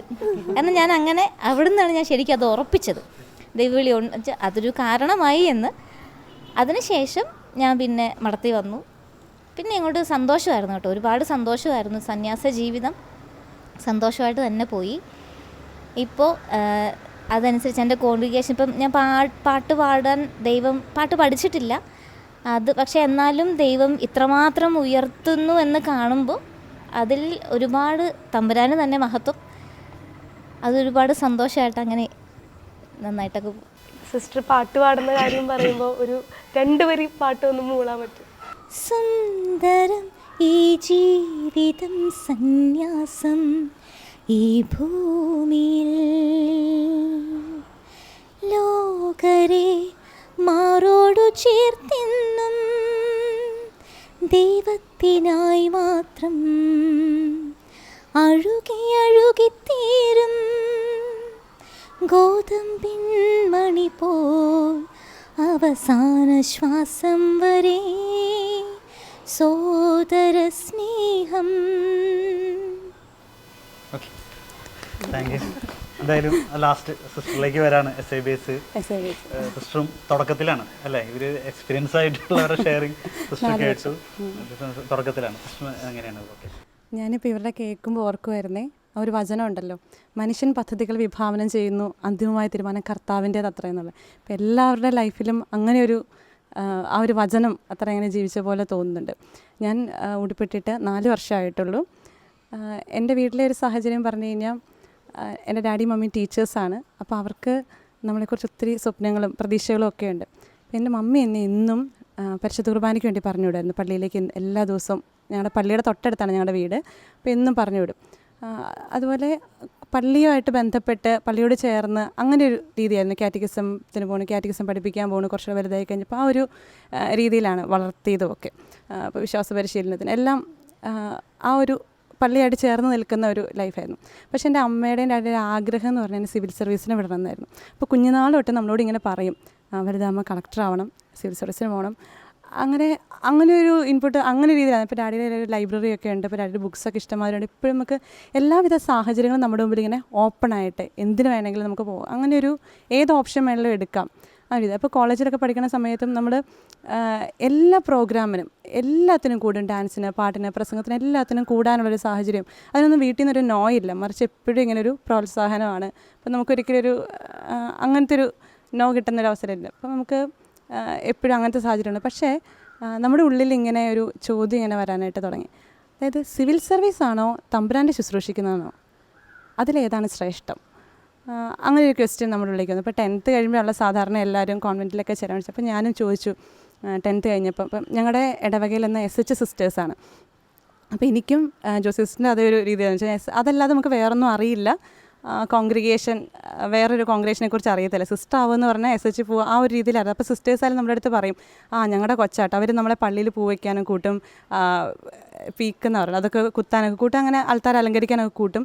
അപ്പോൾ നമുക്ക് സന്തോഷം, നമ്മൾ അവിടെ എന്നുള്ള രീതിയിൽ വിചാരിക്കുകയാണ്. അതേസമയം നമ്മുടെ ഉള്ളിലും വീട്ടിൽ നിന്ന് പറഞ്ഞ് നമുക്ക് സിവിൽ സർവീസ് എന്നുള്ളൊരു കാര്യം ഉള്ളിലിങ്ങനെ കിടപ്പുണ്ട്, നമ്മുടെ ഉള്ളിൽ ആഗ്രഹം കിടപ്പുണ്ടെങ്കിൽ നമ്മളൊരു അരുത്. അപ്പോൾ 10th കഴിഞ്ഞപ്പോൾ ഞാൻ എന്തായാലും എൻ്റെ വീട്ടിൽ പറഞ്ഞു, എനിക്ക് സിസ്റ്റർ ആവണമെന്ന് ആഗ്രഹമുണ്ട്, ഞാൻ പൊക്കോട്ടെ എന്ന് പറഞ്ഞു. അപ്പോൾ എൻ്റെ മമ്മി എന്നോട് പറഞ്ഞു, ഇതൊക്കെ ഈ പ്രായത്തിൽ എല്ലാവർക്കും തോന്നുക, അതിനെക്കുറിച്ച് ചിന്തിക്കുകയേ വേണ്ടെന്ന് പറഞ്ഞു. കുറച്ചുകൂടെ കഴിയട്ടെ, എന്നിട്ട് നിനക്ക് ആഗ്രഹമാണ് നമുക്ക് ആലോചിക്കാം എന്നൊക്കെ പറഞ്ഞു. അപ്പോൾ ഓക്കെ, +2 പഠിക്കാൻ വിട്ടു. +2 കഴിഞ്ഞു. +2 കഴിഞ്ഞപ്പോൾ ഞാൻ ഓർത്തു, ഞാൻ ഇച്ചിരി വലുതായല്ലോ, അപ്പോൾ ഞാൻ ചോദിച്ചു ഞാൻ പോയിക്കോട്ടെ. എനിക്ക് എപ്പോഴും നല്ല ആഗ്രഹമുണ്ട്. അപ്പോൾ എൻ്റെ ടീച്ചേഴ്സും എന്നോട് പറയുന്നുണ്ട് സിവിൽ സർവീസിന് പോകും, നിനക്ക് പറ്റും, ആ രീതിയിൽ പറയുന്നുണ്ട്. അപ്പോൾ ഞാൻ ചിന്തിച്ചു, പക്ഷേ നമ്മുടെ ഉള്ളിൽ ഇങ്ങനെ കിടക്കുകയാണ്. അത് ഈ സിസ്റ്റർ പറഞ്ഞ ഒരു കാര്യമുണ്ടല്ലോ, അതായത് സിസ്റ്റർ പറഞ്ഞതാണ്, ഒരു റെസിസ്റ്റ് ചെയ്യാൻ പറ്റാത്ത ഒരു കോൾ. അത് നമുക്ക് ഈശോയുടെ പ്രണയം എന്നൊക്കെ പറയുന്ന പോലെ അത്രയും നമ്മളിങ്ങനെ ക്യാപ്ചർ ചെയ്യുന്ന പോലെ ഒരു സംഭവം ഉള്ളിലേക്ക് കയറാൻ വേണ്ടി തുടങ്ങിയ ഒരു സമയമായിരുന്നു. അത് കഴിഞ്ഞപ്പോൾ വീട്ടിൽ ചോദിച്ചു കഴിഞ്ഞപ്പം വീട്ടിൽ പറഞ്ഞു, അതിനെക്കുറിച്ച് ചിന്തിക്കുകയേ വേണ്ട, ഇപ്പം നീ പഠിക്കുക എന്ന് പറഞ്ഞു. എന്നിട്ട് എന്നോട് ഡിഗ്രിക്ക് ചേർന്നോളാൻ പറഞ്ഞു. ഇപ്പം മാത്തമാറ്റിക്സ് എടുത്ത് ഡിഗ്രിക്ക് വിട്ടു. ഡിഗ്രിയുടെ സമയത്ത് നമ്മുടെ ഉള്ളിൽ അന്നും കോളേജിലെ എല്ലാ ആക്ടിവിറ്റീസിനും നമ്മൾ കൂടുന്നുണ്ട്, പക്ഷേ അറ്റ് ദ സെയിം ടൈം നമ്മുടെ ഉള്ളിൽ ഇങ്ങനൊരു ആഗ്രഹം കിടപ്പുണ്ട്. അപ്പോൾ എൻ്റെ ഡാഡിയും മമ്മിയും ഡിഗ്രി കഴിഞ്ഞ സമയത്ത് ഞാൻ ഒത്തിരി ആഗ്രഹിച്ച് പ്രാർത്ഥിച്ച് ഞാൻ ഡാഡിയുടെ മമ്മിയോട് ചെന്ന് ചോദിച്ചു, ഇങ്ങനെ പൊയ്ക്കോട്ടെ. അപ്പം മമ്മി പറഞ്ഞു, എൻ്റെ കൊച്ചെ മഠത്തിലൊക്കെ എന്നാ നടക്കുന്നത് നിനക്കറിയാവോ, അങ്ങനെ ചിന്തിക്കുക പോലും വേണ്ട, നീ കേൾക്കുന്നില്ലേ, ആ ഒരു രീതിയിൽ അങ്ങനത്തെ ഒരു റിപ്ലൈ നമുക്ക് കിട്ടുന്നത്. അപ്പോൾ നമുക്ക് പിന്നെയും വിഷമമായി ഒരു തരത്തിലും. കാരണം ഡാഡിയുടെ അമ്മയുടെ അനുഗ്രഹത്തോടെ സന്തോഷമായിട്ട് പോകാമെന്ന് വെച്ചിട്ട് എന്ത് ചെയ്താൽ നമുക്ക് ഒരു അനുവാദം കിട്ടുന്നില്ല. അപ്പോൾ ഡിഗ്രി കഴിഞ്ഞപ്പോഴും പോകാൻ പറ്റുന്നില്ല, ഒരു തരത്തിലും നമുക്ക് അതിലേക്ക് മുമ്പോട്ട് പോകാൻ സാധിക്കുന്നിടപ്പം എനിക്ക് തന്നെ ഭയങ്കര വിഷമമായി തുടങ്ങി. ഞാനും ചിന്തിച്ചു, ഈശോയ്ക്ക് എന്നെ വേണ്ടായിരിക്കും, അങ്ങനെ ചിന്തിക്കാൻ തുടങ്ങി. അങ്ങനെ ഇരുന്നൊരു സമയത്താണ് എന്നോട് പറഞ്ഞു, എന്നാൽ നീ MCAക്ക് പോയി ചേർന്നു, അതിന് പഠിച്ചോ, ഇനി വേറെ അതിനെക്കുറിച്ച് ചിന്തിക്കേണ്ട എന്ന് പറഞ്ഞ് അപ്പോൾ നമുക്ക് കാറ്, സ്കൂട്ടി, ഫോൺ എല്ലാം തന്ന് നമ്മളെ പഠിക്കാനായിട്ട് വിടുകയാണ്. ഡിഗ്രി ഞാൻ വിമൻസ് ഓൺലിയിലാണ് പഠിച്ചത്. അപ്പോൾ എന്നോട് പറഞ്ഞു, നീ മിക്സഡ് കോളേജിൽ പഠിച്ചാൽ മതി എന്ന് പറഞ്ഞു. അങ്ങനെ വിട്ടു. അപ്പോൾ നമുക്കെല്ലാ സ്വാതന്ത്ര്യമുണ്ട്, അങ്ങനെ വിടുകയാണ്. അങ്ങനെ വിട്ട് കഴിഞ്ഞപ്പം ആ ഒരു 3 വർഷം MCA 3 വർഷത്തെ കോഴ്സാണ്. അത് പഠിച്ചു കഴിഞ്ഞപ്പോഴും നമ്മുടെ ഉള്ളിൽ സ്റ്റിൽ ഈ ഒരു കാര്യം നിൽക്കുകയാണ്. അതാണ് എനിക്ക് തോന്നുന്നത്, ഈശോ പറഞ്ഞിട്ടില്ലേ, നിങ്ങൾ എന്നെ തിരഞ്ഞെടുക്കുകയല്ല, ഞാൻ നിങ്ങളെ തിരഞ്ഞെടുക്കുകയാണ് ചെയ്യുന്നത്. അപ്പോൾ ഈശോ തിരഞ്ഞെടുത്താണ്, ഈശോ നോക്കി വെച്ചിരിക്കുന്നതുകൊണ്ടായിരിക്കും നമുക്ക് നമ്മുടെ ഉള്ളിൽ നിന്ന് അത് വിട്ടു പോകുന്നില്ല, നമുക്കതിനെ റെസിസ്റ്റ് ചെയ്യാനായിട്ട് സാധിക്കുന്നത്. അത്രയും ഒരു ഡീപ്പായിട്ട് നമ്മുടെ ഉള്ളിൽ ആ ഒരു കോള് നമുക്ക് അനുഭവപ്പെടുകയാണ്. അപ്പോൾ അതിനുശേഷവും വീട് ചോദിച്ചിരിക്കുമ്പം ഇങ്ങനെ പറയുകയാണ്, അതായത് ഒരു തരത്തിലും അപ്പോൾ നമ്മുടെ ഉള്ളിൽ ഇവർ പറയുന്ന കാര്യം മഠത്തിലാകെ പ്രശ്നമാണ്, ഭയങ്കര പീഡനമാണ്, ഒരു തരത്തിലും ജീവിക്കാൻ സമ്മതിക്കില്ല എന്നുള്ള രീതിയിലാണ് പറയുന്നത്. അപ്പോൾ അങ്ങനെ ഇരിക്കുമ്പോൾ ആ ഒരു സമയത്താണ് ഞാൻ പരിശുദ്ധ കുർബാനയുടെ മുമ്പിൽ ആരാധനയ്ക്കായിട്ട് ചാപ്പലിൽ പോയിരിക്കുന്നത്. ഇപ്പോൾ ഇവിടെ അടുത്ത ഡിവൈൻ മേഴ്സി ഷ്രൈൻ എന്ന് പറഞ്ഞ് തൊടുപുഴയുള്ള, അപ്പോൾ അവിടെ ആ ചാപ്പലിൽ പോയിരുന്ന് പ്രാർത്ഥിക്കാറുണ്ടായിരുന്നു. അപ്പോൾ ആ സമയത്ത് അവിടെ ഇരുന്ന് കഴിഞ്ഞപ്പോഴാണ് ഈശോയുടെ മുമ്പിൽ ഇങ്ങനെ ആയിരിക്കാൻ പറ്റുന്നത്. നമുക്ക് ഈ ലോകത്തിൽ ആരെല്ലാം നമ്മൾ എന്തെല്ലാം ചെയ്യുമെന്ന് പറഞ്ഞാലും ഉറപ്പായിട്ട് നമുക്ക് ഓടിച്ചെല്ലാൻ പറ്റുന്ന ഒരേ ഒരു ഇടം ഈശോയാണ്. നമ്മൾ ഒരിക്കലും കൈവിടില്ല എന്ന് നമുക്ക് ഉറപ്പുള്ളൊരു സ്ഥലം ഈശോയാണ്. അപ്പോൾ ഞാൻ ഉള്ളിൽ ഓർത്തു, പരിശുദ്ധ കുർബാനയുടെ അടുത്ത് എത്താനായിട്ട് എനിക്ക് സാധിക്കുമെങ്കിൽ, അങ്ങനെ ഒരു ഓപ്ഷൻ എൻ്റെ മുമ്പിലുണ്ടെങ്കിൽ പിന്നെ ഞാൻ എന്തിനാണ് പേടിക്കുന്നത്? അതായത് എന്തെല്ലാം വന്നാലും എനിക്ക് ഓടിച്ചെല്ലാനൊരു ഇടമുണ്ട്, സക്രാരിയുണ്ട്. അപ്പോൾ അങ്ങനെ ചിന്തിച്ച് കഴിഞ്ഞ് കഴിഞ്ഞപ്പോൾ ആ സമയത്താണ് SABS കോൺഗ്രിഗേഷൻ ഞാൻ പരിചയപ്പെടുന്നത്. അതിലേക്ക് പോരാം, എന്നാൽ SABS ചേർന്നേക്കാം എന്നുള്ള രീതിയിലേക്ക് തീരുമാനം വന്നു. അപ്പോൾ അതിനുശേഷം ഞാൻ എൻ്റെ മമ്മിയോടും ഡാഡിയോടും ചെന്ന് ചോദിച്ചു, ഞാൻ പൊക്കോട്ടെ എന്ന് ചോദിച്ചു. അപ്പോൾ എൻ്റെ മമ്മീൻ്റെ ഡാഡി അതുവരെ നോ പറഞ്ഞ ആൾക്കാരെ യെസ്സും പറഞ്ഞില്ല, നോയും പറഞ്ഞില്ല. അപ്പോൾ പിന്നെ നമ്മൾ മൗനസമ്മതം നടത്തുന്നു, ഇറങ്ങിപ്പോരാം. അത് ശരിക്കും പറഞ്ഞ ഒരു ഇത് പറഞ്ഞാൽ ഇറങ്ങിപ്പോരുവാണ് ചെയ്തത്. പക്ഷെ അവരെന്നെ കൊണ്ടുപോയിട്ട് അങ്ങനെയല്ലായിരുന്നു. പക്ഷേ ഡാഡിയും മമ്മിയും അനുഗ്രഹിച്ചാണ് വിട്ടതെന്ന് എനിക്ക് ഉറപ്പായിരുന്നു. അങ്ങനെ പോകുന്നത്. അപ്പോൾ ഒത്തിരി സങ്കടപ്പെട്ടെന്നൊക്കെ വേണേൽ പറയാം, എങ്കിൽ പോലും അവരനുഗ്രഹിച്ചാണ് വിട്ടതെന്ന് നമുക്കറിയുന്നു. അങ്ങനെയാണ് SABSലേക്ക് കടന്നു വന്നത്. വന്നതിന് ശേഷം എനിക്ക് തോന്നി, സിസ്റ്റർ പറഞ്ഞു, അതായത് നമ്മൾ എത്തിയ ആ ഒരു പീസ് ഓഫ് മൈൻഡ് നമുക്ക് കിട്ടും. നമ്മൾ ആ ഒരു കറക്റ്റ് ഡിസിഷനിലേക്ക് വന്നു കഴിഞ്ഞപ്പോഴാണ് നമ്മൾ എത്തിച്ചേരേണ്ടടുത്ത് എത്തി എന്നുള്ള ആ ഒരു ഫീലിംഗ് നമ്മുടെ ഉള്ളിലുണ്ടാവുകയാണ്. അപ്പോൾ അങ്ങനെയാണ് ഇതിലേക്ക് വന്നത്. അപ്പോൾ ഞാനിപ്പോൾ 4 വർഷമായി. അപ്പോൾ ഇപ്പോഴും ഈശോയുടെ അടുത്ത് ഇങ്ങനെ ചിന്തിക്കുമ്പോൾ, ഈശോ എന്താണ് എൻ്റെ ലൈഫിനെ മുഴുവൻ മാറ്റിമറിച്ച്, അല്ലെങ്കിൽ കോളേജൊക്കെ പഠിച്ച കാലത്ത് ക്ലാസ്സിൽ പോലും കയറാതെയൊക്കെ പുറത്തേടി നടന്ന് പ്രോഗ്രാം എന്നൊക്കെ പറഞ്ഞ് നടന്നിരുന്ന ഒരാൾ എൻ്റെ ലൈഫിനെ ഫുൾ ഇങ്ങനെ മാറ്റിമറിക്കത്തക്ക രീതിയിൽ എന്താണ് അതിൻ്റെ റീസൺ എന്ന് ചോദിച്ചു കഴിഞ്ഞപ്പം കിട്ടിയൊരു ഉത്തരവ് അത് തന്നെയായിരുന്നു, വിളിച്ചത് ഈശോയാണ്. ഈശോ കൊണ്ടു നടക്കുന്നു, ഈശോ സ്നേഹിച്ചത് കൊണ്ടാണ് ഇവിടെ വന്നതെന്നുള്ള ഒരു ചിന്ത വന്നു കഴിഞ്ഞപ്പം അതാണ് ശരിക്കും. പിന്നെ അതിനുശേഷം എൻ്റെ ഡാഡിയും മമ്മിയുടെയും ലൈഫിൽ സംഭവിച്ച കാര്യം എന്ന് വെച്ച് കഴിഞ്ഞാൽ, മമ്മി കുറേയും കൂടെ പരിശുദ്ധ കുർബാനയെ, മമ്മി നേരത്തെയും പരിശുദ്ധ കുർബാനയിൽ പങ്കെടുക്കുന്ന ആളായിരുന്നു, എന്നും പോകുന്ന ആളായിരുന്നു, എന്നും കുർബാനയിൽ പങ്കെടുക്കുമായിരുന്നു. പക്ഷേ ഇപ്പം എൻ്റെ മമ്മി എന്നെ വിളിക്കുമ്പോൾ എൻ്റെ മമ്മി എന്നോട് പറയും, മമ്മി കാറ്റഗിസം ടീച്ചറാണ്, മമ്മി പറയും, എൻ്റെ കുഞ്ഞെ ഈശോയെക്കുറിച്ച് പരിശുദ്ധ കുർബാന ഇത്രയും വലുതാണെന്ന് അറിയാൻ ഇത്രയും വൈകിപ്പോയി, ഇത്രയും കുഞ്ഞുങ്ങൾക്ക് പകർന്നു കൊടുക്കാൻ ഇത്രയും വൈകിപ്പോയി. അതായത് ഞാനിവിടേക്ക് വന്നപ്പോൾ എൻ്റെ കുടുംബത്തിലേക്ക് അതിൻ്റെ അനുഗ്രഹം ചെല്ലുവാണ്. പിന്നെ എൻ്റെ ഡാഡിയിലുണ്ടായൊരു മാറ്റം എന്ന് പറഞ്ഞു കഴിഞ്ഞാൽ എൻ്റെ ഡാഡി അത്ര വിശ്വാസമുള്ളൊരു വ്യക്തിയൊന്നും അല്ലായിരുന്നു. പക്ഷേ ഡാഡി ഇതിനെ എടുത്തൊരു രീതിയാണ് വളരെ രസകരമായിട്ട് എനിക്ക് തോന്നിയത്. ഞങ്ങളുടെ തന്നെ സിസ്റ്റേഴ്സ് ഒരിക്കൽ ഡാഡിയായിട്ട് സംസാരിച്ച് കഴിഞ്ഞപ്പം എൻ്റെ ഡാഡിയാണെന്ന് അറിയില്ലായിരുന്നു. അപ്പോൾ ഡാഡിയോട് അവർ അല്ലാതെ ഒരു പരിചയപ്പെട്ട് കഴിഞ്ഞപ്പോൾ ഡാഡിയോട് ചോദിച്ചു, പരിചയപ്പെടുകയാണ്. അപ്പം മോൻ എന്നാ എടുക്കുക, മോൻ്റെ മക്കളൊക്കെ എന്നാ എടുക്കുക എന്നൊക്കെ പറഞ്ഞ് ചോദിച്ചു. അങ്ങനെ ചോദിച്ചപ്പോൾ എൻ്റെ ഡാഡി പറഞ്ഞു, എനിക്ക് 3 പെൺമക്കളാണെന്ന് പറഞ്ഞു. അപ്പോൾ പറഞ്ഞു 2 പേര്, ഇളയവർ 2 പേരുടെ കാര്യം, മൂത്തയാളാണ് വീട്ടിലെ. അപ്പോൾ എന്നെക്കുറിച്ച് ഡാഡി മിണ്ടുന്നില്ല. അപ്പോൾ അവരൊക്കെ മക്കളൊക്കെ എന്നാ എടുക്കുമെന്ന് ചോദിക്കുമ്പം ഇളയവർ 2 പേരും എന്നെ എടുക്കുമെന്ന് ഡാഡി പറഞ്ഞുകൊണ്ടിരിക്കുക. 2ാമത്തോളം ഇങ്ങനെ പഠിക്കുകയാണ്, 3ാമത്തോളും എന്നെ പോലെ പഠിക്കുകയാണ് എന്നൊക്കെ പറഞ്ഞ് അവരുടെ വിശേഷങ്ങളും കാര്യങ്ങളൊക്കെ പറയുകയാണ്. അപ്പോൾ മൂത്തയാളുടെ കാര്യം ഡാഡി മിണ്ടുന്നേ ഇല്ല. അപ്പോൾ ഈ സിസ്റ്റേഴ്സ് ചോദിച്ചു, അല്ല അപ്പോൾ മൂത്ത ഒരാളും കൂടി ഇല്ലേ, ആൾ എന്തെടുക്കുവാണെന്ന് ചോദിച്ചു. അപ്പോൾ എൻ്റെ ഡാഡി പറഞ്ഞു, അവൾ ഒരുത്തൻ്റെ കൂടെ പോയി എന്ന് പറഞ്ഞു. അപ്പോൾ സിസ്റ്റേഴ്സ് ആകെപ്പാടെ ഷോക്കായി. കാരണം കൂളായിട്ടാണ് പറഞ്ഞത്, ഒരുത്തൻ്റെ കൂടെ പോയി. അപ്പോൾ തന്നെ സിസ്റ്റേഴ്സ് ആദ്യം ചോദിച്ചു, നമ്മുടെ കൂട്ടക്കാരനാണോ എന്ന് ചോദിച്ചു. അപ്പോൾ ഡാഡി പറഞ്ഞു, ജൂതനാണ്. അപ്പോൾ ഡാഡി സിസ്റ്റേഴ്സ് വല്ല വേലയും കൂലിയൊക്കെ ഉള്ളതാണെന്ന് ഒരു ആചാര്യച്ചെറുക്കനാന്ന് പറഞ്ഞു. അപ്പോൾ സിസ്റ്റേഴ്സിന് പിന്നെയും ഇത്രയൊരു കൂളായിട്ട് പറഞ്ഞു വിടുവാണല്ലോ. അപ്പോൾ പറഞ്ഞു വെച്ച് പഠിച്ച കാലത്തെല്ലാം പരിചയപ്പെട്ടതൊക്കെ ആയിരിക്കുമല്ലേ പറഞ്ഞു. അതൊന്നും അല്ല എന്ന് പറഞ്ഞു. പിന്നെ എങ്ങനെയാണ്, പിന്നെ അവർ തമ്മിൽ പറയാണ്, ഇപ്പോൾ വാട്സപ്പും ഫേസ്ബുക്കും ഒക്കെ ഉള്ളതല്ലേ, അങ്ങനെയായിരിക്കും പറഞ്ഞു. അപ്പോൾ ഇപ്പോൾ എങ്ങനെ അവർക്ക് സന്തോഷമായിട്ടാണോ ജീവിക്കുന്നത്? അപ്പോൾ ഉടനെ ഡാഡി പറഞ്ഞു, അവളിപ്പോൾ നിങ്ങളുടെ മഠത്തിലുണ്ടെന്ന് പറഞ്ഞു. അപ്പോഴാണ് ആരാണ് ഈ ജൂതച്ചെറുക്കൻ, ഈ ആശാരിച്ചെറുക്കൻ ആരാന്നുള്ളത് അവർക്ക് പിടികിട്ടിയത്. പക്ഷേ ഇതിനെക്കുറിച്ച് കേട്ടപ്പോൾ ഞാനും ചിരിച്ചു. അപ്പം ഞാൻ ഇപ്പോൾ ഇരുന്ന് ഓർക്കുമ്പോൾ, ഞാൻ 4 വർഷമേ ആയിട്ടുള്ളൂ, ഇവരുടെ അത്രയൊന്നും ആയിട്ടില്ല. പക്ഷേ ഇപ്പോൾ ചിന്തിക്കുമ്പോൾ ഞാൻ ഓർക്കുകയാണ്, ആ ആശാരിച്ചെറുക്കൻ്റെ കൂടെ അന്ന് ഇറങ്ങിപ്പോയിട്ട് ഇന്നും ഒരു കുറവും ഇതുവരെ ഈശോ വരുത്തിയിട്ടില്ല. നമുക്കെന്തൊരു ആവശ്യം ഉണ്ടെങ്കിൽ അല്ലെങ്കിൽ നമുക്കൊരു ആഗ്രഹം ഉണ്ട്, ഈശോയുടെ അടുത്ത് പറഞ്ഞാൽ മതി. ഈശോയുടെ അത് ഷെയർ ചെയ്യുമ്പോൾ ഒരു ഈശോ എനിക്ക് അങ്ങനെ വേണം, ഞാൻ ഈശോയുടെയൊക്കെ പറയും, ഈശോ എന്നെ കറങ്ങാൻ കൊണ്ടുപോകണം കേട്ടോ, ഇങ്ങനെ പറയട്ടോ. ഇപ്പം ഞാൻ ഉടുപ്പിട്ട് 4 വർഷമായി. ഇപ്പം പഠിക്കാനൊക്കെ ആയിട്ട് വീണ്ടും എന്നെ പഠിക്കാനായിട്ട് വിട്ടു, MSc ചെയ്തോളാൻ പറഞ്ഞു. അപ്പം അങ്ങനെ പഠിക്കാനൊക്കെ ആയിട്ട് ഞാനിങ്ങനെ കറങ്ങി നടക്കുവാണ്. ഇപ്പം ഞാൻ പ്രോൺഷ്യസ് ഇപ്പോഴും ഞാനിങ്ങനെ കറങ്ങിക്കൊണ്ടിരിക്കുക. അത് ഈശോ എന്നെ പഠിക്കാൻ എന്നുള്ളത് ആഗ്രഹം ഇപ്പോഴും നടക്കുന്നുണ്ട്, പഠിക്കുന്നുണ്ട്, കാര്യങ്ങൾ ചെയ്യുന്നുണ്ട്. അത് നമുക്ക് സർവീസിൽ നിന്ന് അവൻ്റെ സർവീസിലേക്ക് അല്ലെങ്കിൽ ജീസസ് സർവീസിലേക്ക് ദൈവം മാറ്റി. അതൊരു വലിയൊരു അനുഭവമാണ് ഉണ്ടായിരിക്കുന്നത്. തീർച്ചയായിട്ടും നിങ്ങളിങ്ങനെ ഈ 6 പേരും നിങ്ങൾക്ക് കിട്ടിയ വൊക്കേഷൻ്റെ ഒരു അനുഭവം പങ്കുവെച്ചപ്പോൾ അത് ഞങ്ങൾക്ക് ഭയങ്കര ഒരു പ്രചോദനം പറഞ്ഞിട്ട് കാര്യമില്ല, ഇനി അനുഭവം, വളരെ ആത്മീയ അനുഭവം, ഒരു സന്തോഷം, അതെല്ലാം അനുഭവപ്പെടുന്നുണ്ടായിരുന്നു.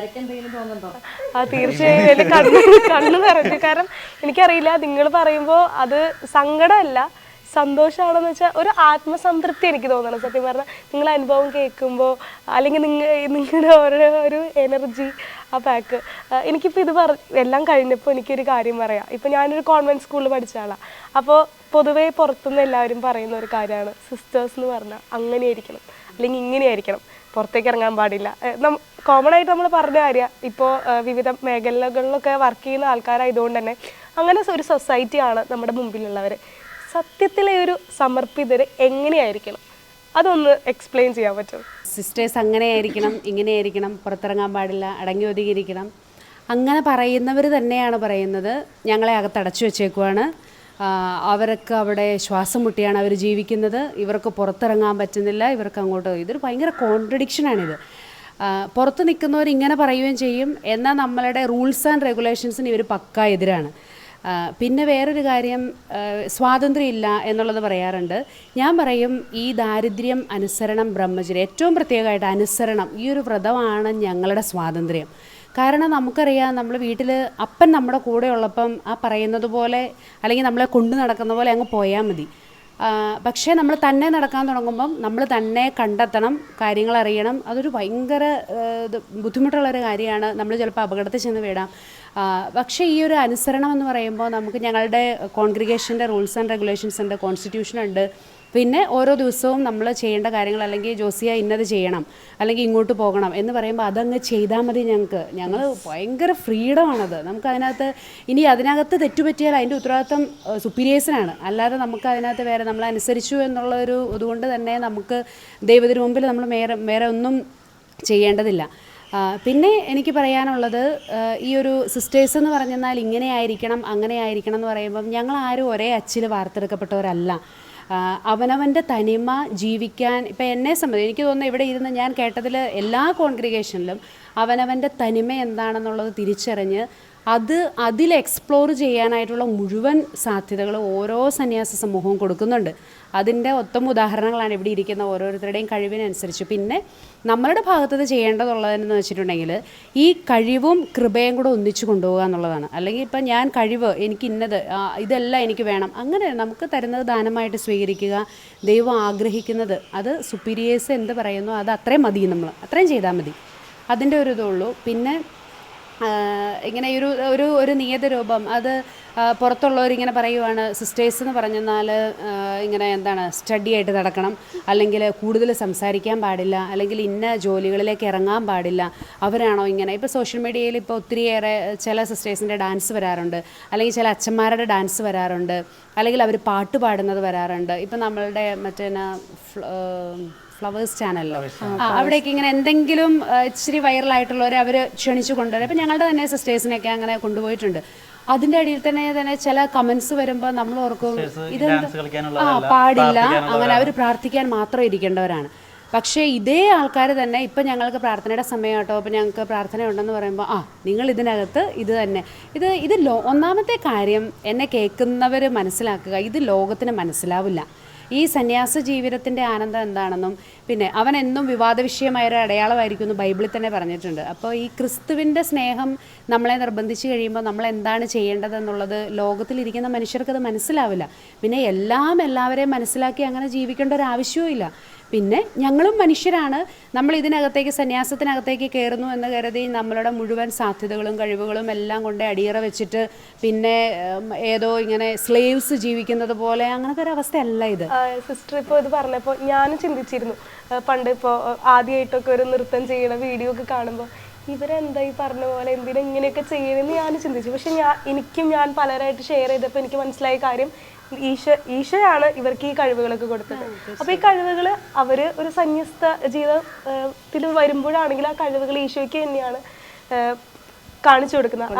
അതാണ് മറ്റുള്ളവർക്ക്. ഈ പറയുന്നവരുടെയൊക്കെ കുട്ടികളൊക്കെ നഴ്സറിയിലൊക്കെ പഠിക്കുമ്പോൾ ഈ നഴ്സറിയിലുള്ള കുട്ടികളെ സ്റ്റേജിൽ എല്ലാ കുട്ടികളെയും സ്റ്റേജിൽ കയറ്റും. ആരാ കയറ്റുന്നേ? സിസ്റ്റേഴ്സാ. ഈ സിസ്റ്റേഴ്സാണ് ഡാൻസും പാട്ടും. ഞാൻ ഓർക്കുന്നത് എന്നെയൊക്കെ ആദ്യമായിട്ട് മൈക്കിൻ്റെ മുമ്പിൽ നിർത്താൻ, പ്രസംഗം പറയാൻ, മോണാക്ട് കളിക്കാൻ, പാട്ട് പാടാൻ ഒരു 2 കവള് മനുഷ്യൻ്റെ മുഖത്ത് നോക്കി ഈ പറയുന്ന വിമർശിക്കുന്നവർ പോലും ഈ വിമർശിക്കാനുള്ള വാക്കുകൾ ഇവർക്ക് പറഞ്ഞു കൊടുത്തത് സിസ്റ്റേഴ്സാണ്. അതുകൊണ്ട് ഞങ്ങളാരും അങ്ങനെ ഞങ്ങൾ കാരണമാണ് ബാക്കിയുള്ളവർ ഇങ്ങനെ ആയതെന്ന് മാത്രമേ പറയാനുള്ളൂ. ഡാൻസ് അറിയാവുന്നതുകൊണ്ടും പാട്ട് അറിയാവുന്നതുകൊണ്ടൊക്കെയാണ് നമ്മുടെ ഇവിടുത്തെ പല കുട്ടികളും ഈ വിമർശിക്കുന്നവരും ചെറുപ്പത്തിലെ അവരെ കൈപിടിച്ച് ഉയർത്തി സിസ്റ്റേഴ്സ് ആയിരിക്കും. ഇപ്പൊ ഞാനിവിടെ ഇരിക്കുന്നുണ്ടെങ്കിൽ എന്നെ പഠിപ്പിച്ചൊരു സിസ്റ്ററാണ് തെരേസ. കണ്ടോ? ആദ്യം എനിക്ക് പകർന്നു തന്ന ആ ഒരു ഇതും പിന്നെ എന്നെ പഠിപ്പിച്ചു തന്ന ഒരു കാര്യങ്ങൾ കൊണ്ടായിരിക്കും ഞാനും ഇന്ന് ഇവിടെ ഇരിക്കുന്നത്. ഈ അൾത്താര ബാലന്മാരെ നമുക്ക് പ്രാർത്ഥിക്കാം, സമാധാനം നമ്മളോട്. പാത്രിയർഗീസ് എന്നൊക്കെ എത്ര മാത്രം കഷ്ടപ്പെട്ട ഈ സിസ്റ്റേഴ്സ് പഠിപ്പിച്ചു കൊടുക്കുന്നത്. എന്നിട്ട് അവർ തന്നെ തിരിഞ്ഞു നിന്ന് പറയും ഈ സിസ്റ്റേഴ്സ് അങ്ങനെ ചെയ്യാമുള്ളൂ, ഇങ്ങനെ. ഇതിനോട് ചേർത്തിട്ട് തന്നെ ഒരു കാര്യം എന്ന് വെച്ചാൽ ഇപ്പോൾ നിങ്ങൾ പല സമൂഹമുണ്ട് ഇന്നിപ്പോൾ, പല വ്യത്യസ്ത കോൺഗ്രിഗേഷൻ, വ്യത്യസ്തമായ കാര്യസ, വ്യത്യസ്തമായ നിയമങ്ങളുണ്ട്, വ്യത്യസ്തമായ രീതികളാണ് നിങ്ങൾക്ക് എല്ലാവർക്കും ഓരോ മഠത്തിനും. ആ രീതികളെല്ലാം മനസ്സിലാക്കി തന്നെയാണ് നിങ്ങൾ സഭയിൽ ചേരുന്നതും അതുമായിട്ട് ബന്ധപ്പെട്ട് പ്രവർത്തിക്കുന്നത്. അപ്പോൾ ചില വസ്ത്രങ്ങൾ ഇപ്പോൾ അച്ഛന്മാരുടെ രീതിയിൽ പറയുകയാണെങ്കിൽ അവർക്ക് ഷർട്ടും പാൻറ് ഇടാം, ജീൻസ് ഇടാം, ഷോർട്സ് ഇടാം, അവർക്ക് എന്തും ചെയ്യാം, എങ്ങനെയും പോവാം എന്ന രീതിയിലാണ്. സിസ്റ്റേഴ്സ് പക്ഷേ ഈ ഡ്രസ്സ് മാത്രമേ ഇടാൻ പാടുള്ളൂ, അവരത് ഒരു വെയിലിടണം, അല്ലെങ്കിൽ അങ്ങനെ കുറേ നിയമങ്ങളൊക്കെ ഉണ്ട്. അപ്പോൾ ഇതെല്ലാം സന്യാസത്തെ മോശമാക്കാനായിട്ട് ചിലവർ ഉപയോഗിക്കുന്നുണ്ട്. കാരണം ഇങ്ങനെയുള്ള ഇത് കാരണം അവരെ കണ്ടില്ല, അവർ ഡ്രസ്സ് മാത്രമേ ഇടാവൂ, അവർക്ക് എന്ത് ഡ്രസ്സ് ഇടാം, ഡ്രസ്സ് പാടില്ല. അപ്പോൾ ഒരു സഭയിൽ തന്നെ 2 നിയമം അവരങ്ങനെ മാറ്റി നിർത്തുന്നവരെ.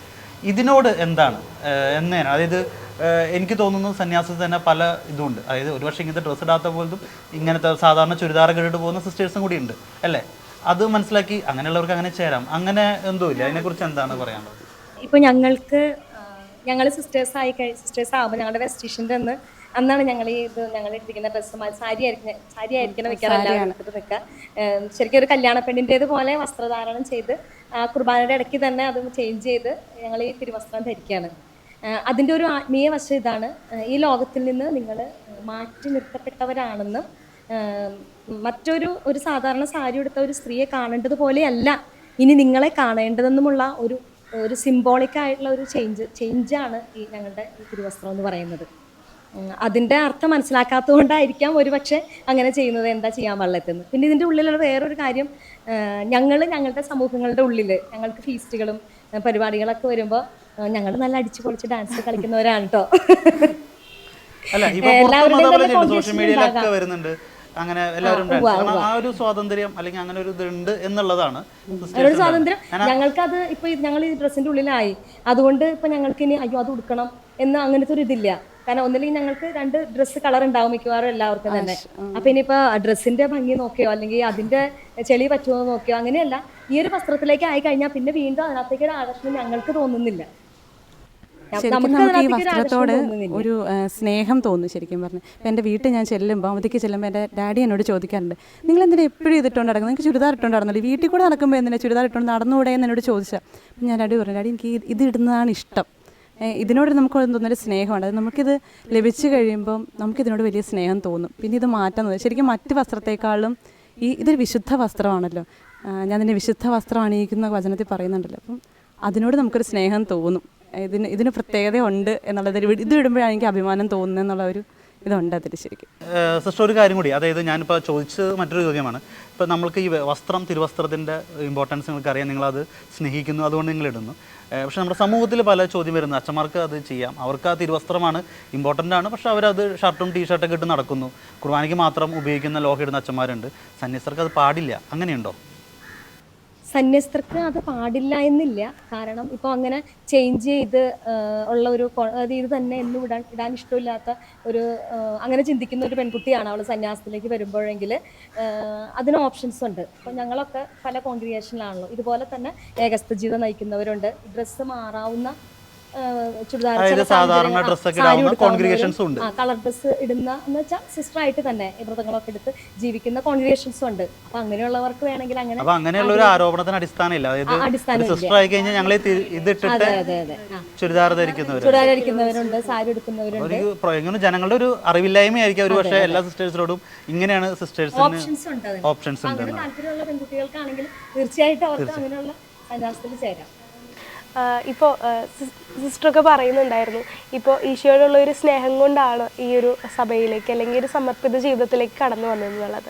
പക്ഷേ അവിടെ ആയിരിക്കുമ്പോൾ തന്നെ മറ്റൊരു മേഖലയിൽ, ഇപ്പോൾ പഠനത്തിൻ്റെ മേഖലയാണെങ്കിലും ജോലി മേഖലയിലേക്കാണെങ്കിലും നിങ്ങൾ പ്രവർത്തിക്കുന്നുണ്ട്. അപ്പോൾ അന്നുണ്ടായ അതേ ഒരു സ്നേഹം തന്നെയാണ് ഈശോയോട് ഇപ്പോഴും കീപ്പ് ചെയ്ത് പോകുന്നത് നിങ്ങൾ, അല്ലെങ്കിൽ അതിന് കൂടുതലും മാധുര്യം കൂടിയോ അല്ലെങ്കിൽ ഈശോയോടുള്ള ഇഷ്ടം അല്ലെങ്കിൽ ആ പ്രേമം ഇപ്പോൾ എത്രത്തോളമാണ്? തീർച്ചയായിട്ടും ആ ഒരു സ്നേഹത്തിന് കുറവ് എന്ന് പറയാൻ ഓരോ ദിവസവും അതിങ്ങനെ അനുഭവം വ്യത്യസ്തമായ രീതിയിലാണ്. ആ ഒരു സ്നേഹം കുറഞ്ഞെങ്കിൽ ഒരിക്കലും നമുക്കിങ്ങനെ നിൽക്കാൻ പറ്റില്ല. അതുകൊണ്ട് തന്നെ വീണ്ടും തീക്ഷ്ണതയോടുകൂടെ നമുക്കോരോ അവസരങ്ങളാണ്. ഇപ്പം ഈശോയെ സ്നേഹിക്കാൻ ഓരോരോ വേദികൾ വീണ്ടും വീണ്ടും നമ്മളിങ്ങനെ കണ്ടുകൊണ്ടിരിക്കുകയാണ്. അപ്പോൾ പഠനത്തിൻ്റെ മേഖലകളാണെങ്കിലും അപ്പോൾ നമ്മൾ ഒരുപാട് സ്റ്റുഡൻസിനെ കാണുന്നുണ്ട്. അപ്പോൾ അവിടെയൊക്കെ നമുക്ക് ഈശോയുടെ ഇങ്ങനെയൊരു ഈശോ ഉണ്ട് എന്ന് കാണിച്ചു കൊടുക്കാൻ ഇപ്പോൾ നമുക്ക് അറിയാവുന്ന ഒരു വ്യക്തി നമ്മൾ തീർച്ചയായിട്ടും പരിചയപ്പെടുത്തി കൊടുക്കും. അല്ലെങ്കിൽ നമുക്കിഷ്ടമുള്ള ഒരാളെ നമ്മളിങ്ങനെ മറ്റുള്ളവർക്ക് പരിചയപ്പെടുത്തി കൊടുക്കും, കാണിച്ചു കൊടുക്കും, അങ്ങനെ ഒരാളുടെ ആളാണ് ഞാൻ എന്ന് നമുക്കൊരു അഭിമാനത്തോട് പറയാൻ പറ്റും. അതിനൊക്കെ ഒരുപാട് വേദികളാണ് ഇപ്പോൾ പഠിക്കാൻ പോയാലും ജോലിക്ക് പോകുമ്പോഴാണെങ്കിലും. അപ്പം അതൊരു നമുക്ക് ബലമാണ്. ആ ഒരു ഈശോയുടെ സ്നേഹം എന്ന് പറയുന്നത് നമുക്ക് എപ്പോഴും ഒരു ബലമാണ്. അതുകൊണ്ട് അതിന് കുറവ് വന്നു, ഒരിക്കലും കുറഞ്ഞു പോയി മങ്ങിപ്പോയി എന്ന് പറയാൻ സാധിക്കില്ല. ഇനി അടുത്തത് നമ്മുടെ കൂട്ടത്തിൽ ഏറ്റവും ജൂനിയർ ആയിട്ടുള്ള ഒരു സിസ്റ്ററിനോട് ചോദിക്കുക. സിസ്റ്റർ ഇപ്പോൾ 1 വർഷമല്ലേ ആയിട്ടുള്ളൂ. സിസ്റ്റർ ഉടുപ്പി കയറിയ പിന്നെ ഫ്രീഡം പോയോ? ഫ്രീഡം ഒരിക്കലും പോയിട്ടില്ല. ഫ്രീഡം സ്വാതന്ത്ര്യം കൂടുതൽ കിട്ടിയിട്ടേ ഉള്ളൂ. കാരണം ഞാൻ ഈ സമർപ്പിത ജീവിതത്തിലേക്ക് വരുന്നതിന് മുമ്പ് പണ്ടോട്ട് ഞാൻ പറഞ്ഞില്ല, ഭയങ്കര ഈശോയെ ശുശ്രൂഷിക്കണം, ആൾക്കാർക്ക് വേണ്ടി, പ്രത്യേകിച്ച് എനിക്ക് ഭയങ്കര ഇഷ്ടമായിരുന്നു ആൾക്കാർക്ക് വേണ്ടിയൊക്കെ എന്തെങ്കിലുമൊക്കെ ചെയ്യണമെന്നൊക്കെ. പിന്നെ പള്ളിയും പട്ടക്കാരെന്ന് പള്ളി എന്ന് പറഞ്ഞാൽ ഭയങ്കര കുടുംബ വീട് പോലെയായിരുന്നു, അവിടെ തന്നെ ആയിരുന്നു ഏത് സമയം. അപ്പോൾ സിസ്റ്റർ ആവുന്നതിന് മുമ്പ് തന്നെ ഞാൻ ഈ പ്രെയർ യൂത്ത് മിനിസ്ട്രിയിൽ വർക്ക് ചെയ്തായിരുന്നു 4 വർഷം. അപ്പം ആ സമയത്തൊക്കെയാണ് ഞാൻ ഈശോടിന് വാശി പിടിച്ചത്, ഞാൻ ഇങ്ങനെയൊക്കെ പൊക്കോളാം, അങ്ങനെ വരുന്നില്ല എന്നും പറഞ്ഞുകൊണ്ട്. അപ്പോൾ പക്ഷേ ഞാൻ അന്ന് വിചാരിച്ചായിരുന്നു സിസ്റ്റർ ആയി കഴിയുമ്പം അങ്ങനത്തെ ഒരു എനിക്ക് പോസിബിലിറ്റി കുറവാണല്ലോ കർത്താവേ, ഇപ്പോൾ നമുക്ക് കുറച്ചും കൂടി വൈഡായിട്ടൊക്കെ ചെയ്യാമല്ലോ എന്നൊക്കെ ഞാനിങ്ങനെ വിചാരിച്ചായിരുന്നു. പക്ഷെ നേരെ തിരിച്ചാണ്. ഞാൻ സിസ്റ്ററായി കഴിഞ്ഞപ്പോഴാണ് എനിക്ക് കുറച്ചും കൂടെ ആൾക്കാരിലേക്ക് ഇറങ്ങി ചെല്ലാനൊക്കെ സാധിച്ചു. ഇപ്പം ഞാൻ അവിടുത്തെ ഞാനിപ്പോൾ എറണാകുളം പ്രൊവിൻസിൻ്റെ കീഴിലാണ്. ഇപ്പോൾ ആലുവയിലാണ് ഞാൻ, ചുണങ്ങംവേലിയിൽ. അപ്പം അവിടെ എൻ്റെ ഇടവകയിൽ ഞാൻ ശുശ്രൂഷ കാറ്റീസം പഠിപ്പിക്കുന്നുണ്ട്, ഫാമിലി യൂണിറ്റിന് പോകുന്നുണ്ട്, ഹൗസ് വിസിറ്റിങ്ങിനൊക്കെ പോകുന്നുണ്ട്. അപ്പം ഞാനൊരു കൊച്ചു സിസ്റ്റർ ആണെങ്കിൽ തന്നെയും എനിക്ക് ആൾക്കാരുടെ ഇടയിലേക്ക് ഇറങ്ങി ചെല്ലുന്നതിന് യാതൊരുവിധ തടസ്സവുമില്ല. പണ്ടും ഞാൻ ഫ്രീഡത്തോടെ ആൾക്കാരുടെ വീടുകളിലേക്കൊക്കെ കയറി ചെല്ലും. പക്ഷേ അതിനൊരു പരിമിതിയുണ്ട്. എനിക്കറിയുന്നവരുടെ വീട്ടിൽ മാത്രമേ എനിക്ക് അത്രയും പോകാൻ പറ്റുള്ളൂ. ഇന്ന് അറിയാത്തവരുടെ വീട്ടിൽ, ഏത് മതസ്ഥൻ്റെ വീട്ടിലും ആരുടെ വീട്ടിലും എനിക്ക് എപ്പോൾ കയറി ചെല്ലണതിനും ഒരു തടസ്സവുമില്ല. എന്താ അമ്മച്ചി, എന്താണ് സുഖമാണെന്നൊക്കെ ചോദിച്ചാൽ നമുക്ക് അങ്ങോട്ട് കയറി അങ്ങോട്ട് ചെല്ലാം, അടുക്കള വരെ അങ്ങോട്ട് ചെല്ലാം, ചായയൊക്കെ എടുത്തും കുടിക്കാം, ഒരു കുഴപ്പമില്ല. അതിന് സ്വാതന്ത്ര്യത്തിന് ഒരു തടസ്സമില്ല. അതുപോലെ തന്നെയാണെങ്കിലും കുട്ടികളുടെ ജീവിതത്തിൽ ഇടപെടുമ്പോഴാണെങ്കിലും മറ്റുള്ളവർ ഇടപെടുന്നതിനേക്കാളും കൂടുതൽ ഫ്രീഡം, ഒരു സ്പേസ് സിസ്റ്റേഴ്സിനുണ്ട്. അപ്പം അവർ തുറന്നൊന്ന് ഷെയർ ചെയ്യാനൊക്കെ ആയിട്ട് വരും. ഇങ്ങോട്ട് തന്നെ നമ്മൾ അന്വേഷിച്ച് വരും. സിസ്റ്റർ ഏതൊക്കെ പറഞ്ഞ് കരഞ്ഞുകൊണ്ടൊക്കെ പിള്ളേർ വരും. അപ്പം അതിനൊരു ഇപ്പോഴാണ് എനിക്ക് കുറച്ചും കൂടെ ഒരു ഫ്രീഡവും ഒരു സ്വാതന്ത്ര്യവും ഒക്കെ ഞാൻ അനുഭവിക്കുന്നത് ഈ കാര്യത്തിലല്ലേ. ഒരു സിസ്റ്ററിനോട് ചോദിച്ചു, സിസ്റ്റർ ഇപ്പോൾ ഇവരൊക്കെ പറഞ്ഞു ഇവർ പല മേഖലയിൽ പലവരുമായിട്ട് ബന്ധപ്പെട്ട് പുറത്തൊക്കെ പോയി വർക്ക് ചെയ്യുന്നവരാണ്. പക്ഷേ സിസ്റ്റേഴ്സിൻ്റെ കമ്മ്യൂണിറ്റി എന്ന് പറയുന്നത് അത് ഒരു പക്ഷേ ഒരു കുറച്ച് ചുമരുകളുടെ ഉള്ളിലായിരിക്കും കൂടുതൽ സമയം സ്പെൻഡ് ചെയ്യുന്നത്. പാവപ്പെട്ടവരെ നോക്കുക, വൃദ്ധരായ ആരും ഇല്ലാത്തവർക്ക് വേണ്ടി, അങ്ങനെയുള്ളൊരു കമ്മ്യൂണിറ്റിയാണ്. അപ്പോൾ അതിൽ എത്രത്തോളം സാറ്റിസ്ഫാക്ഷൻ ആണ്, അല്ലെങ്കിൽ അതാണോ ഇഷ്ടപ്പെട്ടത്, എന്താണെന്ന് പറയാൻ? 4 ചുവരുകൾക്കുള്ളിൽ നമുക്ക് പറയാൻ പറ്റിയല്ല. കാരണം ഞങ്ങൾക്കെന്ന് പറഞ്ഞാൽ ഇപ്പം ഞാനിപ്പോൾ മലയാറ്റൂരാണുള്ളത്. അവിടെ 175ഓളം അപ്പച്ചന്മാരും അമ്മച്ചിമാരും ഉള്ളത്. അപ്പോൾ ഇവരുടെ കാര്യങ്ങളൊക്കെ നടന്നു പോകുന്നത് മറ്റുള്ളവരുടെ സഹായത്തിലാണ്. നമുക്ക് വേറെ വരുമാനമോ ഫോറിൻ എയ്ഡോ അങ്ങനെ ഒന്നുമില്ല. അതായത് നിങ്ങൾ വേറെ സ്ഥാപനങ്ങൾ നടത്തുന്നില്ല? ഇല്ല, വേറെ ഒന്നുമില്ല. നമുക്ക് വരുമാനങ്ങളൊന്നുമില്ല ഉള്ളു. അപ്പം ഇവരുടെ എല്ലാം കാര്യങ്ങൾ നടന്നു പോകുന്നത് മറ്റുള്ളവരുടെ സപ്പോർട്ട് കൂടിയാണ്. അപ്പോൾ ഒരിക്കൽ നമുക്ക് ഈ 4 ചുവരുകൾക്കുള്ളിൽ നിന്നുകൊണ്ട് തന്നെ നമുക്കിത് പറ്റില്ല. നമ്മൾ സമൂഹത്തോട് ഇടപഴകണം, അവരുമായിട്ട് നല്ലൊരു ബന്ധം നമ്മൾ സ്ഥാപിക്കണം. ഇപ്പം ഞങ്ങൾ മലയാറ്റൂരത്താണെങ്കിൽ ഞങ്ങൾ ഇപ്പം അത്യാവശ്യം ഇടവകല യൂണിറ്റുകളിലും അവിടെ ഇവിടെയൊക്കെ ഞങ്ങൾ പ്രവർത്തിക്കുന്ന യൂണിറ്റ് കുടുംബ കൂട്ടായ്മയിലെല്ലാം പോകുന്നുണ്ട്. ഞങ്ങളാൽ പറ്റുന്ന, പിന്നെ ഇടവകയിൽ തന്നെയാണെങ്കിലും ഇപ്പം പൂവെക്കൽ, അങ്ങനെ പിന്നെ എന്തെങ്കിലും ആരാധനയോ അങ്ങനെ, പിന്നെ കാറ്റക്കിസം, അതിനിപ്പോൾ ഞങ്ങൾ മലയാറ്റൂരൊക്കെയാണ് ഞങ്ങൾ പോകുന്നുണ്ട്. അങ്ങനെ പിന്നെ അവിടെ ഇപ്പം ഇവരെ വിസിറ്റേഴ്സ് വരുന്നത് മറ്റു പല സ്ഥലങ്ങളിൽ നിന്ന്, കോളേജുകളിൽ നിന്ന് കുട്ടികൾ വരുന്നുണ്ട്, സ്കൂളുകളിൽ നിന്ന്, ഇടവകളിൽ നിന്ന്, മാതൃ, അങ്ങനെ വിവിധ ആൾക്കാരുമായിട്ട് നമ്മൾ ഒരുപാട് ബന്ധപ്പെടുന്നുണ്ട്. പിന്നെ ഇവരുടെ ഇപ്പം നമ്മൾ പുറത്ത് ഇപ്പം ഞങ്ങളെ പോലുള്ള ഇവരുടെയൊക്കെ കൂട്ടായ്മയും കാര്യങ്ങളൊക്കെ വരുമ്പോൾ നമ്മൾ പുറത്തോട്ടിറങ്ങി നമ്മൾ ഒരുപാട് നമ്മളെക്കുറിച്ച്, പിന്നെ നമ്മുടെ കാര്യങ്ങളൊക്കെ സാധിക്കുകയും വേണമല്ലോ. അപ്പോൾ നമ്മൾ ഒരുപാട് മറ്റുള്ളവരുമായിട്ട് ഇടപെടുകി തന്നെയാണ് ചെയ്യുന്നത്. ആരോരും ഇല്ലാത്തവരെ പരിചരിക്കുന്നതിലൂടെ സന്തോഷം കണ്ടെത്തുകയും, അല്ലെങ്കിൽ അവർക്ക് വേണ്ടി, കാരണം അവർക്ക് വേണ്ടിയൊക്കെ മാറ്റി വയ്ക്കാൻ ആരും ഇല്ലല്ലോ ഇന്നത്തെ കാലഘട്ടത്തിൽ, ആ ഒരു ശുശ്രൂഷയാണ് നിങ്ങളുടെ ഭാഗത്തുനിന്ന് കൂടുതലായിട്ട് ചെയ്യുന്നത്. അതിൽ സന്തോഷം കണ്ടെത്തുകയും. ഞങ്ങളുടെ ഒരു ആപ്തവാക്യമായിട്ട് ഞങ്ങൾ എടുത്തിരിക്കുന്ന മത്തായി 25:40 എൻ്റെ ഏറ്റവും എളിയ സഹോദരനിൽ ഒരു നിങ്ങൾ ചെയ്തു കൊടുത്തപ്പോൾ എനിക്ക് തന്നെയാണ് ചെയ്തത്. അപ്പോൾ ഇപ്പോൾ നമ്മൾ ഇവരെ ശുശ്രൂഷിക്കുമ്പോഴാണെങ്കിൽ പോലും നമുക്ക് അതൊരു എന്താ പറയുക, ഇപ്പോൾ അവരിൽ തന്നെ നമ്മൾ ആ ഈശോയെ തന്നെ കണ്ടെത്തി നമ്മൾ ചെയ്യുമ്പോൾ ഒരു പ്രത്യേക ഒരു അനുഭവമാണത്, സന്തോഷമാണ്. ഇപ്പോൾ നമ്മളിപ്പോൾ കാര്യം ഒരുപാട് കഷ്ടപ്പാട്, ചിലപ്പോൾ ഒരു ദിവസമൊക്കെ ഞങ്ങൾ ഒരുപാട് ടയേർഡാകാറുണ്ട്. എന്ന് വെച്ചാൽ നമ്മൾ ശുശ്രൂഷ മാത്രമല്ല, നമ്മൾ പ്രാർത്ഥനയ്ക്ക് നമ്മൾ സമയം കണ്ടെത്തുന്നുണ്ട്. കാരണം പ്രാർത്ഥനയും ശുശ്രൂഷയും ഇതെല്ലാം കൂടി ഒന്നിച്ചു പോകുന്ന ഒരു ജീവിതം തന്നെയാണ്. അപ്പോൾ വൈകിട്ട് ചിലപ്പോൾ ഒരുപാട് ടയേർഡായി വൈകിട്ട് കിടക്കാൻ പോകുമ്പം ഇങ്ങനെ ഒന്നാകെ ഇതായാലോ എന്ന് വിചാരിച്ചാൽ പോലും വളരെ ഒരു ആത്മസംതൃപ്തിയോടുകൂടി ഉറങ്ങാൻ സാധിക്കുന്നുണ്ട്. അപ്പോൾ ഞങ്ങളെ സംബന്ധിച്ച് ഞങ്ങൾക്ക് എല്ലാവർക്കും അങ്ങനെ തന്നെയാണ്. ഇപ്പോൾ ഞങ്ങൾ വീട്ടിൽ പോയപ്പോൾ നമ്മളോർക്ക് ഭയങ്കര സന്തോഷമായിരിക്കും വീട്ടിലേക്ക് പോകുമ്പോൾ. ഞങ്ങൾക്ക് 5 ദിവസമാണ് മൊത്തം വീട്ടിൽ പോകുമ്പോൾ. പക്ഷേ 2ാം ദിവസമായി തന്നെ നമുക്ക് ആകെ ഒരു ബോറടി വീട്ടിൽ ചെന്ന് കഴിഞ്ഞാൽ തന്നെ എങ്ങനെയല്ലേ ഇവിടെ എത്തിപ്പെടണം എന്നുള്ളൊരു ചിന്ത മാത്രമേ ഉള്ളൂ. അതെന്താ അങ്ങനെ ഞങ്ങൾ സിസ്റ്റേഴ്സ് പരസ്പരം ഷെയർ ചെയ്യുമ്പോഴും എല്ലാവർക്കും ഇതൊരു അനുഭവമാണ്. കാരണം ആദ്യം ചെല്ലുമ്പോൾ ആദ്യത്തെ ഒരു ദിവസത്തെ ഭയങ്കര സന്തോഷം എല്ലാവരും. പക്ഷേ പിന്നെ നമ്മളങ്ങോട്ട് എന്തോ ഒരു ബോറടി, പിന്നെ ഇവിടെ എത്താൻ വേണ്ടിയുള്ളൊരു തിടുക്കമാണ്. സിസ്റ്ററിൻ്റെ അടുത്തേക്ക് ഒരു ചോദ്യമാണ്. ഇപ്പോൾ പറഞ്ഞ പോലെ നമ്മൾ ഡോക്ടേഴ്സിൻ്റെ മേഖലയിൽ, അല്ലെങ്കിൽ മെഡിക്കൽ മേഖലയിലും, അല്ലെങ്കിൽ അധ്യാപക മേഖലയിലാണ് കൂടുതലും ഈ ഒരു സമർപ്പിതർ കടന്നു ചെന്നിട്ടുള്ളത്. അപ്പോൾ സിസ്റ്റർ ഒരു വക്കീലാണ്. അപ്പോൾ അങ്ങനെ ഒരു ജോലിയിലേക്ക് കടന്നപ്പോൾ, അല്ലെങ്കിൽ ആ ഒരു ആഗ്രഹം, അല്ലെങ്കിൽ ആ ഒരു എയിം സഭയിൽ പറഞ്ഞപ്പോൾ, സിസ്റ്ററിൻ്റെ കോൺഗ്രിഗേഷനിൽ പറഞ്ഞപ്പോൾ അവരെങ്ങനെയാണ് അത് ആക്സെപ്റ്റ് ചെയ്തത്? എന്നോട് ഇങ്ങോട്ടാണ് ആവശ്യപ്പെട്ടത്. എൻ്റെ തലയിലോ ചിന്തയിലോ ഇങ്ങനെ ഒരു സംഭവമില്ല. ഞാൻ +2 മടത്തി വന്നതിന് ശേഷമാണ് പഠിച്ചത്. പിന്നെ നിർമ്മല കോളേജിൽ BSc കെമിസ്ട്രി ആയിരുന്നു. അത് കഴിഞ്ഞിട്ട് നിത്യവ്രതം ചെയ്ത് കഴിഞ്ഞ് തിരിച്ചു വന്നപ്പം എന്നോട് പറഞ്ഞു, ഇനി എന്താ ചെയ്യുന്നത്, എന്തു പറയുന്നോ അതുപോലെ ചെയ്യാമത്രേ ഉള്ളൂ. അങ്ങനെ പറഞ്ഞു കഴിഞ്ഞപ്പം ഞങ്ങളുടെ കോൺഗ്രിഗേഷൻ്റെ ഒരു ഡിസിഷനായിരുന്നു എല്ലാ പ്രോവിൻസിൽ നിന്നും ഓരോരുത്തരെ ഈ LLB പഠിപ്പിക്കാൻ വിടുക എന്നുള്ളത്. അപ്പോൾ അങ്ങനെ ഒരു ഇതുണ്ടെന്ന് കേട്ടു, അതല്ല നമ്മൾ അതിനെക്കുറിച്ച് ചിന്തിച്ചിട്ടില്ല, അങ്ങനെയില്ല. അപ്പോൾ ഒരു വാർഷികധ്യാനത്തിൻ്റെ സമയത്ത് എന്നോട് എൻ്റെ പ്രൊവിൻഷ്യലാണ് ചോദിച്ചത്, ജോസി LLBക്ക് പോയാൽ എങ്ങനെ ഇരിക്കും? ഞാൻ പറഞ്ഞു, എൻ്റെ പൊന്നെ എനിക്കറിയില്ല, നമ്മൾ അങ്ങനെ നമ്മൾ ചിന്തിച്ചിട്ടില്ല. അപ്പോൾ ഞങ്ങൾ ആലോചിച്ച് കഴിഞ്ഞപ്പോൾ ജോസിയോട് പോകണം എന്നുള്ളൊരു തീരുമാനത്തിലേക്കാണ് വന്നത് എന്നറിഞ്ഞു കഴിഞ്ഞപ്പം അതിന് മുമ്പ് എന്നോട് പറഞ്ഞു, ഇങ്ങനെ 2 ഓപ്ഷനുണ്ട്, ഒന്നെങ്കിൽ MSc അല്ലെങ്കിൽ LLB. ഇത് 2 ഓപ്ഷനിൽ ഏതെങ്കിലും ഒരെണ്ണം ഈ ധ്യാനം തീരുന്നതിന് മുമ്പ് എന്താണ് ഈശോ പറയുന്നതെന്ന് എന്നോട് വന്ന് പറയാൻ പറഞ്ഞു. ഞാൻ മര്യാദയ്ക്ക് 2-3 ദിവസം ധ്യാനിച്ചതായിരുന്നു. ബാക്കി ദിവസങ്ങളിൽ നമ്മളിത് ഈശോ എന്നാ പറയുന്നത് നോക്കിയിരുന്നു. എനിക്കങ്ങനെ ഒന്നും തോന്നിയില്ല. പക്ഷേ അത് കഴിഞ്ഞപ്പോൾ എൻ്റെ മനസ്സിൽ തോന്നി, എൻ്റെ അധികാരിയിലൂടെ പറയുന്നത് എന്തോ അതനുസരിച്ചാൽ മതിയല്ലോ എന്നുള്ളൊരു ചിന്ത വന്നു. പിന്നെ ഞാൻ ബൈബിൾ തുറന്ന് നോക്കിയപ്പോൾ എനിക്ക് കിട്ടിയൊരു വചനം, അനാഥർക്ക് പിതാവും അവരുടെ മാതാവിന് ഭർതൃതുല്യനുമായിരിക്കുക, നിൻ്റെ വാക്കുകൾ പാവപ്പെട്ടവരുടെ അവർക്ക് നീതി ലഭിക്കുന്നതിന് വേണ്ടി ഉപയോഗിക്കുക. പ്രഭാഷകൻ്റെ പുസ്തകത്തിൽ അത് മനോഹരമായിട്ട് കിടപ്പുണ്ട്. അപ്പോൾ ഇത് കണ്ടപ്പോൾ എനിക്ക് എന്തോ ഒരു ഉണർവ് എൻ്റെ ഉള്ളിൽ തോന്നി, ദൈവമേ ഇതായിരിക്കുമോ നീ എന്നിൽ നിന്ന് ആഗ്രഹിക്കുന്നത്, അങ്ങനത്തെ ഒരു ചിന്ത വന്നു. അപ്പം ഞാനൊന്നും നോക്കിയില്ല, ഞാൻ ചെന്നിട്ട് പറഞ്ഞു, സന്യാസ സമൂഹത്തിന് ഇപ്പോഴത്തെ ആവശ്യം എന്താണോ അതിനെന്നെ വിട്ടു.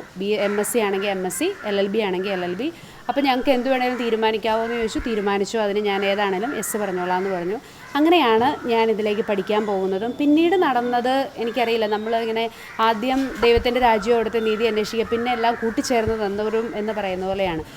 എനിക്കതുപോലെയാണ് എൻ്റെ സാഹചര്യങ്ങൾ മുഴുവൻ പിന്നീട് ഒരുങ്ങി വന്നത്. അതുകൊണ്ട് സുപ്പീരിയേഴ്സ് തന്നെയാണ് എന്നോട് ആവശ്യപ്പെട്ടത്.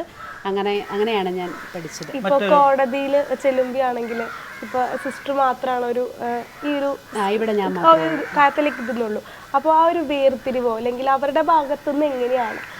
അങ്ങനെ എനിക്ക് നല്ല സപ്പോർട്ടാണ് തോന്നിയിട്ടുള്ളത്. കാരണം തൊടുപുഴ ബാർ അസോസിയേഷൻ എന്ന് പറഞ്ഞാൽ ഭയങ്കര നല്ലൊരു അസോസിയേഷനാണ്. അപ്പോൾ എപ്പോഴും ഞാനിപ്പോൾ 8 വർഷമായി ഈ ഫീൽഡിൽ നിൽക്കാൻ തുടങ്ങിയിട്ട്. ഈ 8 വർഷത്തിനിടയ്ക്ക് ഞാൻ പോയതിനിടയ്ക്ക് അങ്ങനെ ഒരാളും എന്നോട് അങ്ങനെ ചോദിച്ചിട്ടില്ല, ഈ ഒരു കാലഘട്ടത്തിൻ്റെ ആവശ്യമാണിത്, സിസ്റ്റിനെ പോലെ ഉള്ളൊരു വരണം. പിന്നെ ചിലപ്പോൾ ചിലർക്ക് ഇപ്പോൾ എല്ലാ അഡ്വക്കേറ്റ്സിനും ഒരുപോലെ പൈസ വാങ്ങാതെ അങ്ങനെ ചെയ്യാനുള്ള, കാരണം അത് അവരുടെ പ്രൊഫഷനാണ്, അങ്ങനെ നിൽക്കാൻ പറ്റത്തില്ല. അപ്പോൾ അവർക്ക് പറ്റാത്ത ചില കാര്യങ്ങൾ, എന്നാൽ ഒരു തരത്തിലും ചിലപ്പോൾ ഒപ്പിടാൻ പോലും അറിയത്തില്ലാത്ത ആ രീതിയിലുള്ള പാവപ്പെട്ട മനുഷ്യർ നമ്മുടെ അടുത്ത് വരുമ്പോൾ അവരെ എനിക്ക് തരാറുണ്ട്. എൻ്റെ ജീവിതത്തിൽ എനിക്ക് കിട്ടുന്ന ഏറ്റവും വലിയ സന്തോഷം എന്ന് പറഞ്ഞാൽ ഇവരെ ചേർത്ത് പിടിച്ച് കോടതിയിലേക്ക് കൊണ്ടുപോകുമ്പോൾ എല്ലാവരും ഇച്ചിരി പുച്ഛത്തോടെയൊക്കെ നോക്കുക, അയ്യേ ഇതാണോ എന്നൊക്കെ നമുക്ക് നോക്കും. പക്ഷേ എനിക്ക് ഈശോയെ കൊണ്ടുപോകുന്നതിന് തുല്യമാണ്. അവസാനം അവർക്ക് പൈസ തരാനില്ല കേട്ടോ എന്ന് പറയുമ്പോൾ അതിന് ഞാൻ ചോദിച്ചില്ലല്ലോ എന്ന് നമുക്ക് പറയാനുള്ള ഒരു സാധ്യത വരുമ്പം എന്നെ സംബന്ധിച്ചിടത്തോളം നല്ലൊരു ഭക്ഷണം കഴിച്ചിട്ട് നമ്മൾ ഇറങ്ങുമ്പം നന്നായിട്ട് വിശന്നിരുന്നിട്ട് ഭക്ഷണം കഴിച്ചിട്ട് ഇറങ്ങുമ്പോൾ ഉള്ളൊരു സംതൃപ്തി പോലത്തെ ഉള്ളൊരു തൃപ്തിയാണ്. അപ്പോൾ തന്നെ എനിക്ക് അതിനകത്തുനിന്ന് മനസ്സിലാകുന്ന ഒരു കാര്യം, എന്നെ ദൈവം ഇതിനു വേണ്ടി അങ്ങ് വെച്ചിരിക്കുന്നതാണ് എന്നുള്ളത്. കാരണം അതുപോലുള്ള അനുഭവങ്ങളാണ് ഈ 8 വർഷത്തെ ജീവിതം മുമ്പോട്ട് നോക്കുമ്പോൾ. പിന്നെ എൻ്റെ സന്യാസ സമൂഹം എന്നെ നന്നായി സപ്പോർട്ട് ചെയ്യുന്നുണ്ട്. ഞങ്ങളിപ്പോൾ 9 പേരാണ്, ഒരാളും കൂടി ഇപ്പോൾ പഠിക്കാൻ പോയിട്ടുണ്ട്. ഞങ്ങൾ കോൺഗ്രിഗേഷൻ മുഴുവൻ 9 പേരാണ് അഡ്വക്കേറ്റ്സ്.